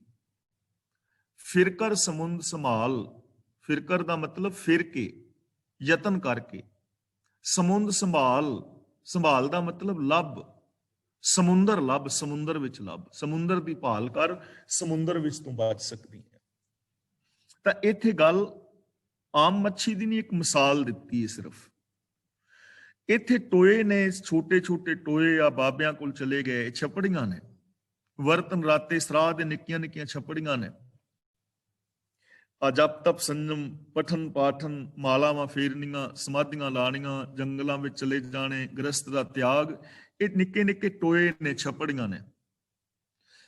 ਇਹਨਾਂ ਵਿੱਚ ਨਹੀਂ ਬੰਦਾ ਬਚ ਸਕਦਾ। ਜੇ ਬੰਦਾ ਚਾਹੇ ਕਿ ਮੈਂ ਆਤਮਕ ਮੌਤੇ ਬਚ ਜਾਵਾਂ ਤਾਂ ਇਹਨਾਂ ਕੰਮਾਂ ਦੇ ਨਾਲ ਬਿਲਕੁਲ ਵੀ ਨਹੀਂ ਬਚ ਪਾਏਗਾ। ਸਾਰੀ ਪਾਵਨ ਬਾਣੀ ਪੜ੍ਹ ਕੇ ਵੇਖ ਲਓ, ਗੁਰੂ ਜੀ ਕਿੰਨੇ ਪਿਆਰ ਨਾਲ ਸਮਝਾਉਂਦੇ ਨੇ, ਪਾਠ ਪੜਿਓ ਅਰ ਵੇਦ ਵਿਚਾਰਿਓ, ਨਿਵਲ ਭੁਅੰਗਮ ਸਾਧੇ, ਪੰਚ ਜਨਾ ਸੋ ਸੰਗ ਨਾ ਛੁਟਕਿਓ, ਅਧਿਕ ਅਹੰਗ ਬੁੱਧ ਬੰਧੇ। ਪਿਆਰੇ ਇਨ ਬਿਦ ਮਿਲਨ ਨਾ ਜਾਈ, ਮੈਂ ਕੀਏ ਕਰਮ ਅਨੇਕਾਂ। ਦੇਖੋ ਗਿਣੇ ਨੇ ਨਾ ਸਾਰੇ ਕਰਮ। ਪਾਠ ਪੜਿਓ ਸਭ ਤੋਂ ਪਹਿਲੇ ਨੰਬਰ ਤੇ ਲੈ ਰਹੇ ਨੇ। ਇਹਦਾ ਮਤਲਬ ਇਹ ਨਹੀਂ ਕਿ ਤੁਸੀਂ ਪਾਠ ਬਾਣੀ ਪੜ੍ਹਨੀ ਨਹੀਂ, ਗੱਲ ਨੇ ਪੜ੍ਹ ਕੇ ਅਮਲ ਕਰਨਾ ਹੈ, ਬਾਣੀ ਦੇ ਉੱਤੇ, ਸੱਚ ਦੇ ਉੱਤੇ ਤੁਰਨਾ ਹੈ। ਮੋਨ ਪਇਓ ਕਰਪਾਤੀ ਰਹਿਓ, ਨਗਨ ਫਿਰਿਓ ਬਨ ਮਾਹੀ, ਤਟ ਤੀਰਥ ਸਭ ਧਰਤੀ ਭ੍ਰਮਿਓ, ਦੁਬਦਾ ਛੁਟਕੇ ਨਾਹੀ। ਮਨ ਕਾਮਨਾ ਤੀਰਥ ਜਾਏ ਬਸਿਓ, ਸਿਰ ਕਰਵਤ ਧਰਾਏ। ਤਾਂ ਇਹਨਾਂ ਕੰਮਾਂ ਦੇ ਨਾਲ ਨਹੀਂ ਨਾ ਬੰਦਾ ਛੁੱਟਿਆ। ਦੇਸ਼ ਛੋੜ ਪਰਦੇਸੈਂ ਧਾਇਆ, ਪੰਚ ਚੰਡਾਲ ਨਾਲੇ ਲੈ ਆਇਆ, ਕਾਨ ਫਰਾਏ ਹਿਰਾਏ ਟੂਕਾ, ਘਰ ਘਰ ਮੰਗੈ ਤ੍ਰਿਪਤਾਵਨ ਤੇ ਚੂਕਾ। ਬਨਤਾ ਛੋੜ ਬਦ ਨਦਰ ਪਰ ਨਾਰੀ, ਵੇਸ਼ ਨ ਪਾਈਐ ਮਹਾ ਦੁਖਿਆਰੀ। ਬੋਲੇ ਨਾਹੀ ਹੋਏ ਬੈਠਾ ਮੋਨੀ, ਅੰਤਰ ਕਲਪ ਪੁਆਈਐ ਜੂਨੀ। ਅੰਨ ਤੇ ਰਹਿਤਾ ਦੁਖ ਦੇਹੀ ਸਹਿਤਾ, ਹੁਕਮ ਨਾ ਬੂਝੈ ਵਿਆਪਿਆ ਮਮਤਾ। ਗੱਲ ਤੇ ਹੁਕਮ ਬੁੱਝ ਜਾਂਦੀ ਸੀ। ਤਾਂ ਇਹਨਾਂ ਟੋਇਆਂ ਦੇ ਵਿੱਚ ਨਹੀਂ ਬਚਿਆ ਜਾਣਾ, ਆਤਮਕ ਮੌਤ ਤੋਂ ਨਹੀਂ ਬਚ ਪਾਓਗੇ। ਫਿਰਕਰ ਸਮੁੰਦ ਸੰਭਾਲ ਦਾ ਮਤਲਬ ਯਤਨ ਕਰਕੇ ਰੱਬੀ ਗੁਣਾਂ ਦੀ ਸੰਭਾਲ ਕਰੋ, ਰੱਬ ਦੀ ਸਿਫਤ ਸਲਾਹ ਕਰੋ, ਰੱਬੀ ਹੁਕਮ ਦੇ ਵਿੱਚ ਤੁਰੋ। ਰੱਬ ਦਾ ਹੁਕਮ ਇੱਕ ਮਹਾਨ ਵੱਡਾ ਸਮੁੰਦਰ ਹੈ, ਜਿਸ ਦੇ ਅੰਦਰ ਤੁਹਾਡੇ ਉੱਤੇ ਕੋਈ ਵਿਕਾਰ ਆਪਣਾ ਪ੍ਰਭਾਵ ਨਹੀਂ ਪਾ ਸਕੇਗਾ। ਉਸ ਪਾਣੀ ਨੇ ਕਦੇ ਮੁੱਕਣਾ ਨਹੀਂ ਸਮੁੰਦਰ ਦੇ ਨੇ। ਯਾਨੀ ਰੱਬੀ ਰਜ਼ਾ ਦੇ ਵਿੱਚ ਤੁਰਨਾ ਔਰ ਰੱਬੀ ਗੁਣਾਂ ਦੇ ਧਾਰਨੀ ਹੋਣਾ ਹੀ ਆਤਮਕ ਮੌਤ ਤੋਂ ਬਚਾਅ ਦਾ ਇੱਕੋ ਇੱਕ ਸਾਧਨ ਹੈ। ਕੋਈ ਕਰਮਕਾਂਡ, ਕੋਈ ਬਾਬਾ, ਕੋਈ ਜੋਤਸ਼ੀ, ਕੋਈ ਮੰਤਰ, ਕੋਈ ਬੇਕਬਰ, ਕੋਈ ਤੁਹਾਨੂੰ ਨਹੀਂ ਬਚਾ ਸਕਦਾ। ਸਿਰਫ ਰੱਬੀ ਗੁਣ ਜਿਹੜੇ ਨੇ ਉਹ ਸਾਨੂੰ ਆਤਮਕ ਮੌਤ ਤੋਂ ਬਚਾ ਸਕਦੇ ਨੇ, ਦੁੱਖਾਂ ਤੋਂ ਬਚਾ ਸਕਦੇ ਨੇ। ਔਰ ਇਹ ਸਾਫ਼ ਸੁਥਰੀ ਗੱਲ ਹੈ, ਸਮਝ ਆਉਣ ਵਾਲੀ। ਜੇ ਅਸੀਂ ਸੱਚ ਬੋਲਾਂਗੇ ਤੇ ਝੂਠ ਤੋਂ ਆਟੋਮੈਟਿਕਲੀ ਬਚ ਜਾਵਾਂਗੇ।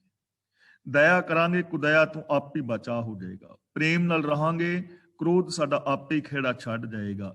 ਇਮਾਨਦਾਰੀ ਦਾ ਗੁਣ ਧਾਰਨ ਕਰਾਂਗੇ, ਬੇਈਮਾਨੀ ਆਪੇ ਹੀ ਖਤਮ ਹੋ ਜਾਣੀ ਹੈ। ਜ਼ਿੰਦਗੀ ਚੋਂ ਦੁੱਖ ਆਟੋਮੈਟਿਕ ਖਤਮ ਹੋ ਜਾਣਗੇ। ਸਿੰਪਲ ਗੱਲ। ਅਗਲਾ ਬਚਨ ਕਰਦੇ ਨੇ ਕਬੀਰ, ਸਮੁੰਦ ਨਾ ਛੋਡੀਐ ਜੋ ਅਤ ਖਾਰੋ ਹੋਏ, ਪੋਖਰ ਪੋਖਰ ਢੂੰਡ ਤੇ ਭਲੋ ਨਾ ਕਹਿ ਹੈ ਕੋਈ। ਕਬੀਰ ਜੀ ਕਹਿੰਦੇ ਨੇ ਸਮੁੰਦਰ ਨਹੀਂ ਛੱਡਣਾ ਚਾਹੀਦਾ, ਚਾਹੇ ਉਹਦਾ ਪਾਣੀ ਖਾਰਾ ਹੀ ਹੈ। ਹੁਣ ਕਈਆਂ ਨੇ ਵਿਦਵਾਨਾਂ ਨੇ ਇੱਥੇ ਖਾਰੇ ਦਾ ਅਰਥ ਵੱਡਾ ਵੀ ਕੀਤਾ ਹੈ ਕਿ ਜੋ ਬਹੁਤ ਵੱਡਾ ਹੈ। ਤਾਂ ਕਬੀਰ ਜੀ ਕਹਿ ਰਹੇ ਨੇ ਕਿ ਹੇ ਕਬੀਰ, ਸਮੁੰਦਰ ਨਹੀਂ ਛੱਡਣਾ ਚਾਹੀਦਾ ਜਿਸ ਦਾ ਪਾਣੀ ਚਾਹੇ ਖਾਰਾ ਹੀ ਹੋਵੇ। ਯਾਨੀ ਰੱਬੀ ਗੁਣਾਂ ਦੇ ਧਾਰਨੀ ਸਾਨੂੰ ਹੋਣਾ ਚਾਹੀਦਾ ਹੈ, ਕਿਉਂਕਿ ਰੱਬੀ ਜਿਹੜੇ ਗੁਣ ਨੇ ਨਾ, ਉਹ ਇੱਕ ਅਲੂਣੀ ਸਿਲ ਚੱਟਣ ਦੇ ਬਰਾਬਰ ਨੇ। ਰੱਬੀ ਗੁਣ ਧਾਰਨ ਕਰਨ ਦੇ ਵਿੱਚ ਸੱਚ ਬੋਲੋਗੇ ਤਾਂ ਕਈ ਸਾਰੇ ਲੋਕ ਤੁਹਾਡੇ ਨਾਲ ਨਾਰਾਜ਼ ਹੋ ਸਕਦੇ ਨੇ, ਕਈਆਂ ਨੂੰ ਪ੍ਰੋਬਲਮ ਹੋਏਗੀ, ਕਈਆਂ ਨੂੰ ਨਹੀਂ ਆਮ ਹੋ ਜਾਂਦੀ। ਜੇ ਕੋਈ ਬੋਲੇ ਸੱਚ, ਕੂੜਾ ਜਲ ਜਾਵੇ। ਤੁਸੀਂ ਕਿਸੇ ਦੀ ਝੂਠੀ ਸਿਫਤ ਕਰੀ ਜਾਓ, ਉਹਨੂੰ ਬੜੀ ਖੁਸ਼ੀ ਹੁੰਦੀ ਹੈ, ਹਾਲਾਂਕਿ ਉਹਨੂੰ ਵੀ ਪਤਾ ਹੁੰਦਾ ਹੈ ਕਿ ਸਾਹਮਣੇ ਵਾਲਾ ਬੰਦਾ ਝੂਠ ਬੋਲ ਰਿਹਾ। ਕੋਈ ਝੂਠੀ ਸਿਫਤ ਕਰੇ ਤਾਂ ਕਿੰਨੀ ਖੁਸ਼ੀ ਹੁੰਦੀ ਹੈ ਨਾ, ਹਾਲਾਂਕਿ ਆਪਣੇ ਆਪ ਨੂੰ ਪਤਾ ਹੁੰਦਾ ਹੈ ਕਿ ਮੇਰੇ ਵਿੱਚ ਇਹ ਗੁਣ ਨਹੀਂ ਹਨ, ਲੇਕਿਨ ਫਿਰ ਵੀ ਬੰਦਾ ਖੁਸ਼ੀ ਮੰਨਦਾ ਹੈ। ਤੇ ਜੇ ਕਿਸੇ ਦੇ ਔਗਣ ਤੁਸੀਂ ਕਿਸੇ ਨੂੰ ਦੱਸਦੇ ਹੋ ਨਾ, ਤੁਹਾਡੇ ਗਲ ਪਵੇਗਾ। ਔਰ ਅਸੀਂ ਵੀ ਗਲ ਪੈ ਜਾਂਦੇ ਜੇ ਕੋਈ ਸਾਡੇ ਕਵੇ, ਅਸੀਂ ਕਿਹੜਾ ਘੱਟ। ਪ੍ਰੋਬਲਮ ਤਾਂ ਹੈ ਨਾ। ਤਾਂ ਕਬੀਰ ਜੀ ਕਹਿੰਦੇ ਨੇ ਰੱਬ ਨੂੰ ਨਹੀਂ ਛੱਡਣਾ ਚਾਹੀਦਾ, ਰੱਬੀ ਗੁਣਾਂ ਨੂੰ ਨਹੀਂ ਛੱਡਣਾ ਚਾਹੀਦਾ, ਸਮੁੰਦਰ ਦਾ ਤਿਆਗ ਨਹੀਂ ਕਰਨਾ ਚਾਹੀਦਾ ਜੋ ਬਹੁਤ ਮਹਾਨ ਹੈ, ਬੇਸ਼ੱਕ ਖਾਰਾ ਕਿਉਂ ਨਾ ਹੋਵੇ। ਪੋਖਰ ਪੋਖਰ ਢੂੰਡ ਤੇ, ਪੋਖਰ ਦਾ ਮਤਲਬ ਛਪੜੀਆਂ। ਢੂੰਡ ਤੇ, ਢੂਡ ਤੇ ਨਹੀਂ ਪੜਨਾ, ਢੂੰਡ ਤੇ, ਪਹਿਲੇ ਢੱਡੇ ਤੇ ਟਿੱਪੀ ਲਗਾਵਾਂਗੇ। ਢੂੰਡ ਤੇ, ਢੂੰਡ ਤੇ ਦਾ ਮਤਲਬ ਲੱਭਦੇ ਆ। ਛੱਪੜ ਛੱਪੜ ਦੇ ਜਿਹੜੇ ਆਸਰੇ ਲੱਭਦੇ ਆ, ਕੋਈ ਬੰਦਾ ਭਲਾ ਨਹੀਂ ਕਹਿੰਦਾ। ਸਮੁੰਦਰ ਦੀ ਸੈਰ ਕਰਨ ਜਾਓ ਤੇ ਤੁਸੀਂ ਵੀ ਮਾਣ ਦੇ ਨਾਲ ਕਹੋਗੇ ਨਾ, ਅੱਜ ਸੀ ਸਾਈਡ ਗਏ ਸਾਂ, ਬੀਚ ਤੇ ਗਏ ਸਾਂ, ਸਮੁੰਦਰ ਤੇ ਗਏ, ਬੜਾ ਵੀ ਆਨੰਦ ਮਾਣਿਆ। ਤੇ ਜੇ ਕੋਈ ਕਹੇ ਕਿ ਅੱਜ ਮੈਂ ਪਿੰਡ ਵਾਲੇ ਗੰਦੇ ਛੱਪੜ ਚ ਨਹਾ ਕੇ ਆਇਆ, ਦੱਸਣ ਲੱਗਿਆ ਵੀ ਸ਼ਰਮ ਆਏਗੀ ਨਾ, ਤੇ ਲੋਕਾਂ ਨੇ ਕਹਿਣਾ ਕਿਹੜੀ ਬਹਾਦਰੀ ਕਰ ਆਇਆ, ਫਿੱਟੇ ਮੂੰਹ ਨਹਾ ਕੇ ਆਇਆ ਤੇ ਹੁਣ ਨਹਾ ਕੇ ਪਰ ਮੇਰੇ ਨੂੰ ਹੱਥ ਲਾਈ। ਲੋਕਾਂ ਨੇ ਹੀ ਕਹਿਣਾ ਨਾ, ਮੇਰੇ ਨਾਲ ਨੇੜੇ ਲੱਗੇ ਗੰਦੇ ਛੱਪੜ ਚ ਨਹਾ ਕੇ ਆਇਆ। ਲੇਕਿਨ ਸਮੁੰਦਰ ਤੇ ਜੇ ਤੁਸੀਂ ਦੱਸੋਗੇ ਤਾਂ ਤੁਹਾਨੂੰ ਵੀ ਮਾਣ ਮਹਿਸੂਸ ਹੋਏਗਾ। ਲੋਕ ਵੀ ਕਹਿਣਗੇ ਕਮਾਲ ਯਾਰ, ਕੱਲਾ ਹੀ ਚਲਾ ਗਿਆ, ਸਾਨੂੰ ਵੀ ਦੱਸ, ਮੈਨੂੰ ਵੀ ਲੈ ਜਾਂਦਾ ਨਾਲ, ਸਮੁੰਦਰ ਹੀ ਵਿਖਾ ਦੇ ਕਿਤੇ। ਤਾਂ ਛੱਪੜੀਆਂ ਦੇ ਵਿੱਚ ਹੱਥ ਮਾਰਿਆ ਕੋਈ ਚੰਗਾ ਨਹੀਂ ਕਹਿੰਦਾ। ਇਸ ਲਈ ਕਦੇ ਵੀ ਸਮੁੰਦਰ ਨੂੰ ਨਾ ਛੱਡੋ, ਰੱਬ ਨੂੰ ਨਾ ਛੱਡੋ, ਗੁਰੂ ਨੂੰ ਨਾ ਛੱਡੋ। ਇਹਨਾਂ ਛੱਪੜੀਆਂ ਦੇ ਵਿੱਚ ਫਿਰਿਆ ਕੋਈ ਚੰਗਾ ਨਹੀਂ ਕਹਿਣ ਲੱਗਾ। ਆ ਜਿੰਨੇ ਵੀ ਤੁਹਾਡੇ ਬਾਬੇ ਡੇਰੇ ਨੇ, ਆ ਮੜੀਆਂ ਨੇ, ਮਸਾਨ ਨੇ, ਕਬਰਾਂ ਨੇ, ਵਰਤ ਨੇ, ਨਰਾਤੇ ਨੇ, ਸਰਾਧ ਨੇ, ਜਿੰਨੇ ਵੀ ਆ ਮਾਲਾ ਸ਼ਾਲਾ ਫੇਰਨੀਆਂ, ਛੱਪੜੀਆਂ ਹੀ ਨੇ। ਭਲੋ ਨਾ ਕਹੇ, ਇਹਨਾਂ ਨਿੱਕੇ ਨਿੱਕੇ ਆਸਰੇ ਲੈਣ ਦੇ ਨਾਲ ਕੋਈ ਭਲਾ ਨਹੀਂ ਕਹਿੰਦਾ। ਗਿੱਦੜ ਦੀ ਸ਼ਰਨ ਵਿੱਚ ਚਲੇ ਜਾਓ, ਕੋਈ ਭਲਾ ਨਹੀਂ ਕਵੇਗਾ। ਜੇ ਸ਼ੇਰ ਤੁਹਾਡਾ ਰਾਖਾ ਹੋਵੇ, ਸਾਰੀ ਜੰਗਲ ਦੇ ਜਾਨਵਰ ਨੇੜੇ ਨਹੀਂ ਲੱਗਣ ਲੱਗੇ। ਸਿੰਘ ਸਰਨ ਕਤ ਜਾਈਏ ਜੋ ਜੰਬੂ ਗ੍ਰਸ ਹੈ, ਸਾਰੇ ਡਰ ਮੁੱਕ ਜਾਣਗੇ। ਇਸ ਲਈ ਕਬੀਰ ਜੀ ਕਹਿੰਦੇ ਨੇ ਸਮੁੰਦਰ, ਰੱਬ ਨੂੰ ਲੱਭੋ, ਰੱਬ ਦੇ ਗੁਣਾਂ ਦੇ ਧਾਰਨੀ ਹੋਵੋ। ਛੱਪੜੀਆਂ ਦੇ ਵਿੱਚ ਹੱਥ ਮਾਰਿਆ ਕੋਈ ਭਲਾ ਨਹੀਂ ਕਵੇਗਾ। ਗੁਰੂ ਗ੍ਰੰਥ ਸਾਹਿਬ ਜੀ ਮਹਾਰਾਜ ਇੱਕ ਸਾਗਰ ਦੀ ਨਿਆਈ ਨੇ। ਤੇ ਬਾਕੀ ਜਿਹੜੇ ਆ ਤੁਸੀਂ ਸਮਝ ਹੀ ਗਏ ਹੋ, ਬਾਬੇ ਵਗੈਰਾ ਵਗੈਰਾ ਸਾਰੇ ਛੱਪੜੀਆਂ ਦੀ ਤਰ੍ਹਾਂ ਨੇ। ਤੇ ਇਹ ਕੋਈ ਭਲਾ ਕੰਮ ਨਹੀਂ ਹੈ ਛੱਪੜੀਆਂ ਦੇ ਵਿੱਚ ਹੱਥ ਮਾਰਨਾ, ਵੱਡੇ ਆਸਰੇ ਨੂੰ ਛੱਡ ਕੇ, ਰੱਬੀ ਗੁਣਾਂ ਨੂੰ ਛੱਡ ਕੇ, ਰੱਬੀ ਰਜਾ ਨੂੰ ਛੱਡ ਕੇ। ਤੇ ਜੇ ਕੋਈ ਮੰਤਰਾਂ ਜੰਤਰਾਂ ਔਰ ਜੋਤਿਸ਼ਾਂ ਦੇ ਉੱਤੇ ਆਸਰਾ ਲਈ ਫਿਰੇ ਤਾਂ ਉਹਨੂੰ ਕੋਈ ਚੰਗਾ ਥੋੜੀ ਕਵੇਗਾ। ਕਿਉਂਕਿ ਕੋਈ ਵੀ ਜੋਤਸ਼ੀ, ਕੋਈ ਵੀ ਬਾਬਾ, ਕੋਈ ਵੀ ਕਰਾਮਾਤੀ ਇਸ ਸਿਸਟਮ ਨੂੰ ਬਦਲ ਨਹੀਂ ਸਕਦਾ। ਜੇ ਕੋਈ ਬਾਬੇ ਸਾਰੇ ਰਲ ਕੇ ਵੀ ਕਹਿਣ ਵੀ ਅੱਜ ਸੂਰਜ ਨਾ ਚੜੇ ਤਾਂ ਕਦੇ ਐਵੇਂ ਹੋਣਾ ਹੀ ਨਹੀਂ। ਤੇ ਜੇ ਕਹਿਣ ਵੀ ਅੱਜ ਚੜਿਆ ਤੇ ਸੂਰਜ ਥੋੜਾ ਲੇਟ ਛਿਪੇ, ਕਦੇ ਹੋਣਾ ਹੀ ਨਹੀਂ ਨਾ ਐਸਾ। ਕਦੇ ਹੁਣ ਸਾਰੇ ਬਾਬੇ ਰਲ ਕੇ ਕਹਿਣ ਵੀ ਹੁਣ ਦਿੱਲੀ ਕਿਸਾਨ ਵਿਚਾਰੇ ਬਾਹਰ ਠੰਡ ਵਿੱਚ ਬੈਠੇ ਨੇ ਤੇ ਅਸੀਂ ਉੱਥੇ ਮੌਸਮ ਬਦਲ ਦੇਈਏ, ਗਰਮੀ ਕਰ ਦੇਈਏ, ਤੇ ਹੋਣਾ ਹੀ ਨਹੀਂ। ਇਹ ਕਦੇ ਹੋਣਾ ਹੀ ਨਹੀਂ ਨਾ। ਇਸ ਲਈ ਰੱਬੀ ਰਜਾ ਨੂੰ ਨਾ ਛੱਡੋ, ਰੱਬੀ ਰਜਾ ਵਿੱਚ ਤੁਰੋ, ਰੱਬੀ ਗੁਣਾਂ ਦੇ ਧਾਰਨੀ ਹੋਵੋ। ਛੱਪੜੀਆਂ ਛੱਪੜੀਆਂ ਦੇ ਵਿੱਚ ਲੱਭਦਿਆਂ ਕੋਈ ਭਲਾ ਨਹੀਂ ਕਹਿੰਦਾ, ਕੋਈ ਚੰਗਾ ਨਹੀਂ ਕਹਿੰਦਾ। ਕਬੀਰ ਨੇ ਗੁਸਾਏ ਬਹਿ ਗਏ, ਥਾਂਗੀ ਨਾਹੀ ਕੋਏ, ਦੀਨ ਗਰੀਬੀ ਆਪਣੀ ਕਰਤੇ ਹੋਏ ਸੋ ਹੋਏ। ਇਸ ਦਾ ਉਚਾਰਨ ਨੇ ਗੁਸਾਏ ਬਹਿ ਗਏ, ਥਾਂਗੀ, ਥਾਂਗੀ ਨਹੀਂ ਬੋਲਣਾ, ਗੱਗਾ ਨਹੀਂ ਘੱਗਾ ਬੋਲਣਾ, ਥਾਂਗੀ ਨਾਹੀ ਕੋਏ। ਦੀਨ ਗਰੀਬੀ ਆਪਣੀ, ਆਪਣੀ ਨਹੀਂ ਪੜਨਾ, ਐੜੇ ਦੇ ਨਾਲ ਕੰਨਾ ਲੱਗਾ ਹੋਇਆ, ਪੱਪੇ ਥੱਲੇ ਔਂਕੜ ਦੀ ਆਵਾਜ਼ ਆਏਗੀ, ਆਪਣੀ ਕਰਤੇ ਹੋਏ ਸੋ ਹੋਏ। ਨੇ ਗੁਸਾਏ ਦਾ ਮਤਲਬ ਜਿਨ੍ਹਾਂ ਦਾ ਕੋਈ ਖਸਮ ਨਹੀਂ, ਬਹਿ ਗਏ ਦਾ ਮਤਲਬ ਰੁੜ ਗਏ। ਥਾਂਗੀ ਦਾ ਮਤਲਬ ਹੁੰਦਾ ਹੈ ਸਹਾਰਾ ਦੇਣ ਵਾਲਾ, ਥੰਮਣ ਵਾਲਾ ਮਲਾਹ, ਜੋ ਬੇੜੇ ਨੂੰ ਚਲਾਉਣ ਵਾਲੇ ਮਲਾਹ ਨੇ ਨਾ। ਇੱਥੇ ਥਾਂਗੀ ਦਾ ਮਤਲਬ ਹੈ ਮਲਾਹ। ਗੋ ਦਾ ਮਤਲਬ ਸ੍ਰਿਸ਼ਟੀ, ਸਾਈਂ ਦਾ ਮਤਲਬ ਮਾਲਕ, ਗੁਸਾਈਂ ਦਾ ਮਤਲਬ ਧਰਤੀ ਦਾ ਮਾਲਕ ਪ੍ਰਭੂ। ਨੇ ਗੁਸਾਈਂ ਦਾ ਮਤਲਬ ਨਿਖਸਮੇ। ਬਹਿ ਗਏ ਦਾ ਮਤਲਬ ਰੁੜ ਗਏ, ਤੇ ਥਾਂਗੀ ਦਾ ਮਤਲਬ ਮਲਾਹ ਯਾਨੀ ਗੁਰੂ। ਕਬੀਰ ਜੀ ਕਹਿੰਦੇ ਨੇ ਇਹ ਸੰਸਾਰ ਮਾਨੋ ਇੱਕ ਸਮੁੰਦਰ ਹੈ, ਜਿਸ ਵਿੱਚੋਂ ਜੀਵਾਂ ਦੇ ਜ਼ਿੰਦਗੀ ਦੇ ਬੇੜੇ ਤਰ ਕੇ ਲੰਘ ਰਹੇ ਨੇ। ਵਿਕਾਰਾਂ ਦੇ ਵਿੱਚੋਂ ਲੰਘਣਾ ਹੈ, ਜ਼ਿੰਦਗੀ ਜੀ ਰਹੇ ਆ। ਪਰ ਜੇ ਕਿਸੇ ਬੇੜੇ ਦੇ ਅੰਦਰ ਮਲਾਹ ਹੀ ਨਾ ਹੋਵੇ, ਮਲਾਹ ਨਾ ਹੋਵੇ ਤੇ ਬੰਦੇ ਉਹਦੇ ਵਿੱਚ ਚੜ੍ਹ ਦਿੱਤੇ ਜਾਣ ਤੇ ਬੇੜੀ ਨੂੰ ਸਮੁੰਦਰ ਵਿੱਚ ਛੱਡ ਦਿੱਤਾ ਜਾਏ, ਤੇ ਉਹਦਾ ਕੀ ਬਣੇਗਾ? ਜਾਂ ਕੋਈ ਮਲਾਹ ਅਣਜਾਣ ਹੋਵੇ ਤੇ ਉਹ ਕੀ ਬਣੇਗਾ? ਹਰੀਕੇ ਪੱਤਨ ਦੇਖਿਆ ਸੀ ਨਾ, ਕਿਸੇ, ਮੈਨੂੰ ਨਹੀਂ ਯਾਦ, ਕਿਸੇ ਬਾਬੇ ਦੇ ਫੁੱਲ ਤਾਰਨ ਵਾਸਤੇ ਕੁਛ ਗਏ ਸਨ, ਤੇ ਸਵਾਰੀਆਂ ਘੱਟ ਵਿੱਚ ਬਿਠਾਣੀਆਂ ਸੀ, ਜ਼ਿਆਦੀਆਂ ਬਿਠਾ ਲਈਆਂ, ਤੇ ਮਲਾਹ ਵੀ ਅਣਜਾਣ, ਤੇ ਉਹ ਬੇੜੀ ਡੁੱਬ ਗਈ ਸੀ ਨਾ। ਤੇ ਕਿੰਨੇ ਸਾਰੇ 12-13 ਜਿਹੜੇ ਬੰਦੇ ਸਨ ਉਹ ਮੌਤ ਦੇ ਮੂੰਹ ਚਲੇ ਗਏ ਸੀ। ਤਾਂ ਸਮੁੰਦਰ ਦੇ ਵਿੱਚੋਂ ਬੇੜੇ ਲੰਘ ਰਹੇ ਨੇ, ਤੇ ਜੇ ਬੇੜੇ ਦੇ ਉੱਤੇ ਕੋਈ ਮਲਾਹ ਹੀ ਨਾ ਹੋਵੇ ਤਾਂ ਉਹ ਤਾਂ ਰੁੜ ਜਾਏਗਾ, ਉਹ ਤੇ ਡੁੱਬ ਜਾਏਗਾ। ਜਿਹੜੇ ਸਿਆਣੇ ਮਲਾਹ ਨੇ ਉਹ ਹੀ ਬੇੜੇ ਨੂੰ ਪਾਰ ਕਰ ਸਕਦੇ ਨੇ, ਤੇ ਜਿਨ੍ਹਾਂ ਬੇੜਿਆਂ ਦਾ ਕੋਈ ਮਲਾਹ ਹੀ ਨਹੀਂ, ਉਹਨਾਂ ਨੇ ਤੇ ਰੁੜ ਹੀ ਜਾਣਾ ਹੈ ਨਾ।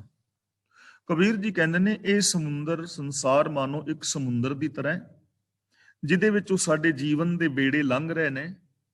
ਤੇ ਜਿਹੜੇ ਨਿਖਸਮੇ ਨੇ, ਯਾਨੀ ਜਿਨ੍ਹਾਂ ਦਾ ਜੀਵਨ ਦਾ ਕੋਈ ਮੱਲਾ ਨਹੀਂ ਹੈ, ਜੋ ਗੁਰੂ ਗਿਆਨ ਦੀ ਅਗਵਾਈ ਵਿੱਚ ਨਹੀਂ ਚੱਲ ਰਹੇ, ਜੋ ਆਪ ਖੁਦਰੇ ਨੇ, ਬਹਿ ਗਏ ਦਾ ਮਤਲਬ ਉਹ ਰੁੜ ਜਾਂਦੇ ਨੇ, ਉਹਨਾਂ ਦੇ ਜੀਵਨ ਬੇੜੇ ਡੁੱਬ ਜਾਂਦੇ ਨੇ। ਕਾਮ ਵਿੱਚ, ਕ੍ਰੋਧ ਵਿੱਚ, ਲੋਭ ਵਿੱਚ, ਮੋਹ ਵਿੱਚ, ਹੰਕਾਰ ਵਿੱਚ, ਝੂਠ ਵਿੱਚ, ਈਰਖਾ ਵਿੱਚ, ਦਵੇਸ਼ ਵਿੱਚ ਬੰਦੇ ਦੀ ਸੋਚ ਡੁੱਬ ਜਾਂਦੀ ਹੈ। ਤੇ ਜਿਹੜੇ ਗਿਆਨ ਗੁਰੂ ਦੀ ਅਗਵਾਈ ਵਿੱਚ ਜ਼ਿੰਦਗੀ ਜੀ ਰਹੇ ਨੇ ਕਿ ਮੈਂ ਗੁਰਮਤ ਆਸ਼ੇ ਅਨੁਸਾਰ ਜ਼ਿੰਦਗੀ ਜੀਣੀ ਹੈ, ਉਹਨਾਂ ਦਾ ਜੀਵਨ ਦਾ ਬੇੜਾ ਬਚ ਜਾਂਦਾ ਹੈ। ਜਦੋਂ ਕਿਤੇ ਡੁੱਬਣ ਲੱਗਦਾ ਨਾ ਬੇੜਾ, ਜਦੋਂ ਮੈਂ ਝੂਠ ਬੋਲਣ ਲੱਗਦਾ ਹਾਂ, ਤੇ ਜੇ ਮੈਂ ਗੁਰੂ ਦੀ ਬਾਣੀ ਨਾਲ ਜੁੜਿਆ ਤੇ ਮੇਰੇ ਅੰਦਰੋਂ ਆਵਾਜ਼ ਆਏਗੀ, ਬੋਲੀਏ ਸੱਚ ਧਰਮ ਝੂਠ ਨਾ ਬੋਲੀਏ, ਕੂੜ ਬੋਲ ਮੁਰਦਾਰ ਖਾਏ, ਤਾਂ ਮੈਨੂੰ ਗੁਰੂ ਬਚਾ ਲਵੇਗਾ। ਜਦ ਕਿਤੇ ਮੈਂ ਪਰਤਰੀਏ ਰੂਪ ਨੂੰ ਕਾਮੁਕ ਨਜ਼ਰਾਂ ਦੇ ਨਾਲ ਤੱਕਾਂਗਾ ਤੇ ਮੇਰੇ ਅੰਦਰੋਂ ਆਵਾਜ਼ ਆ ਜਾਏਗੀ, ਪਰਤਰੀਏ ਰੂਪ ਨਾ ਪੇਖੈ ਨੇਤਰ, ਗੁਰੂ ਮੈਨੂੰ ਡੁੱਬਣ ਤੋਂ ਬਚਾ ਲਵੇਗਾ। ਜਦੋਂ ਮੈਂ ਬੇਗਾਨਾ ਹੱਕ ਖਾਣ ਲੱਗਾਂਗਾ ਤਾਂ ਗੁਰੂ ਦੀ ਬਾਣੀ ਦੀ ਆਵਾਜ਼ ਆਏਗੀ, ਹੱਕ ਪਰਾਇਆ ਨਾਨਕਾ ਉਸ ਸੂਰ ਉਸ ਗਾਏ, ਮੈਂ ਬੇਗਾਨਾ ਹੱਕ ਨਹੀਂ ਖਾਵਾਂਗਾ, ਡੁੱਬਣ ਤੋਂ ਬਚ ਜਾਵਾਂਗਾ। ਉਹ ਲੋਕ ਡੁੱਬ ਜਾਂਦੇ ਨੇ ਜੋ ਆਪ ਖੁਦਰੇ ਨੇ, ਜੋ ਗਿਆਨ ਗੁਰੂ ਦੀ ਅਗਵਾਈ ਵਿੱਚ ਜ਼ਿੰਦਗੀ ਨਹੀਂ ਜੀਂਦੇ, ਜੋ ਰੱਬੀ ਰਜ਼ਾ ਵਿੱਚ ਨਹੀਂ ਰਹਿੰਦੇ, ਰੱਬੀ ਗੁਣਾਂ ਨੂੰ ਫਾਲੋ ਨਹੀਂ ਕਰਦੇ।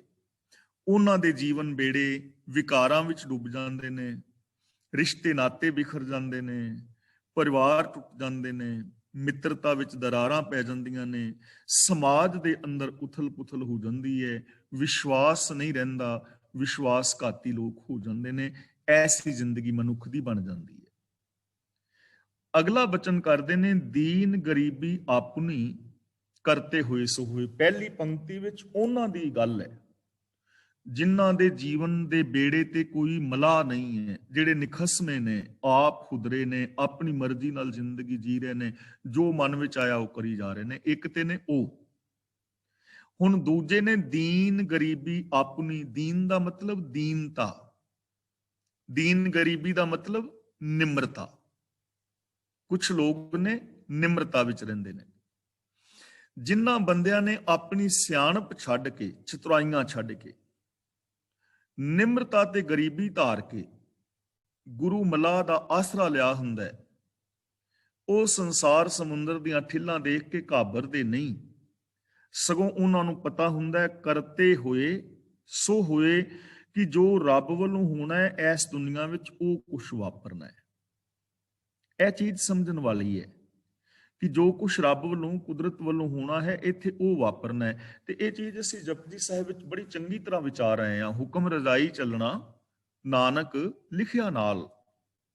ਲਿਖਿਆ ਨਾਲ ਦਾ ਮਤਲਬ ਜਦੋਂ ਤੋਂ ਇਹ ਸੰਸਾਰ ਹੋਂਦ ਵਿੱਚ ਆਇਆ, ਤੇ ਹੁਕਮ ਰਜ਼ਾਈ ਦਾ ਮਤਲਬ ਹੈ ਸਿਸਟਮ।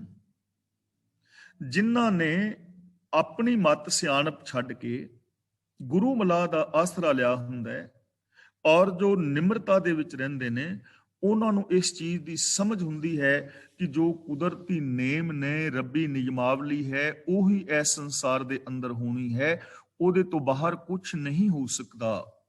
ਤਾਂ ਫਿਰ ਉਹ ਜਿਹੜੇ ਲੋਕ ਨੇ ਰੱਬੀ ਰਜਾ ਔਰ ਭਾਣੇ ਵਿੱਚ ਤੁਰਦੇ ਨੇ, ਉਹਨਾਂ ਦੇ ਜੀਵਨ ਦੇ ਬੇੜੇ ਬਚ ਜਾਂਦੇ ਨੇ, ਉਹ ਰੁੜਨ ਤੋਂ ਬਚ ਜਾਂਦੇ ਨੇ। ਉਹਨਾਂ ਦਾ ਜੀਵਨ ਦਾ ਬੇੜਾ ਰੁੜਦਾ ਨਹੀਂ, ਉਹ ਵਿਕਾਰਾਂ ਵਿੱਚ ਨਹੀਂ ਰੁੜਦੇ, ਵਿਕਾਰਾਂ ਵਿੱਚ ਖਚਤ ਨਹੀਂ ਹੁੰਦੇ। ਕੌਣ?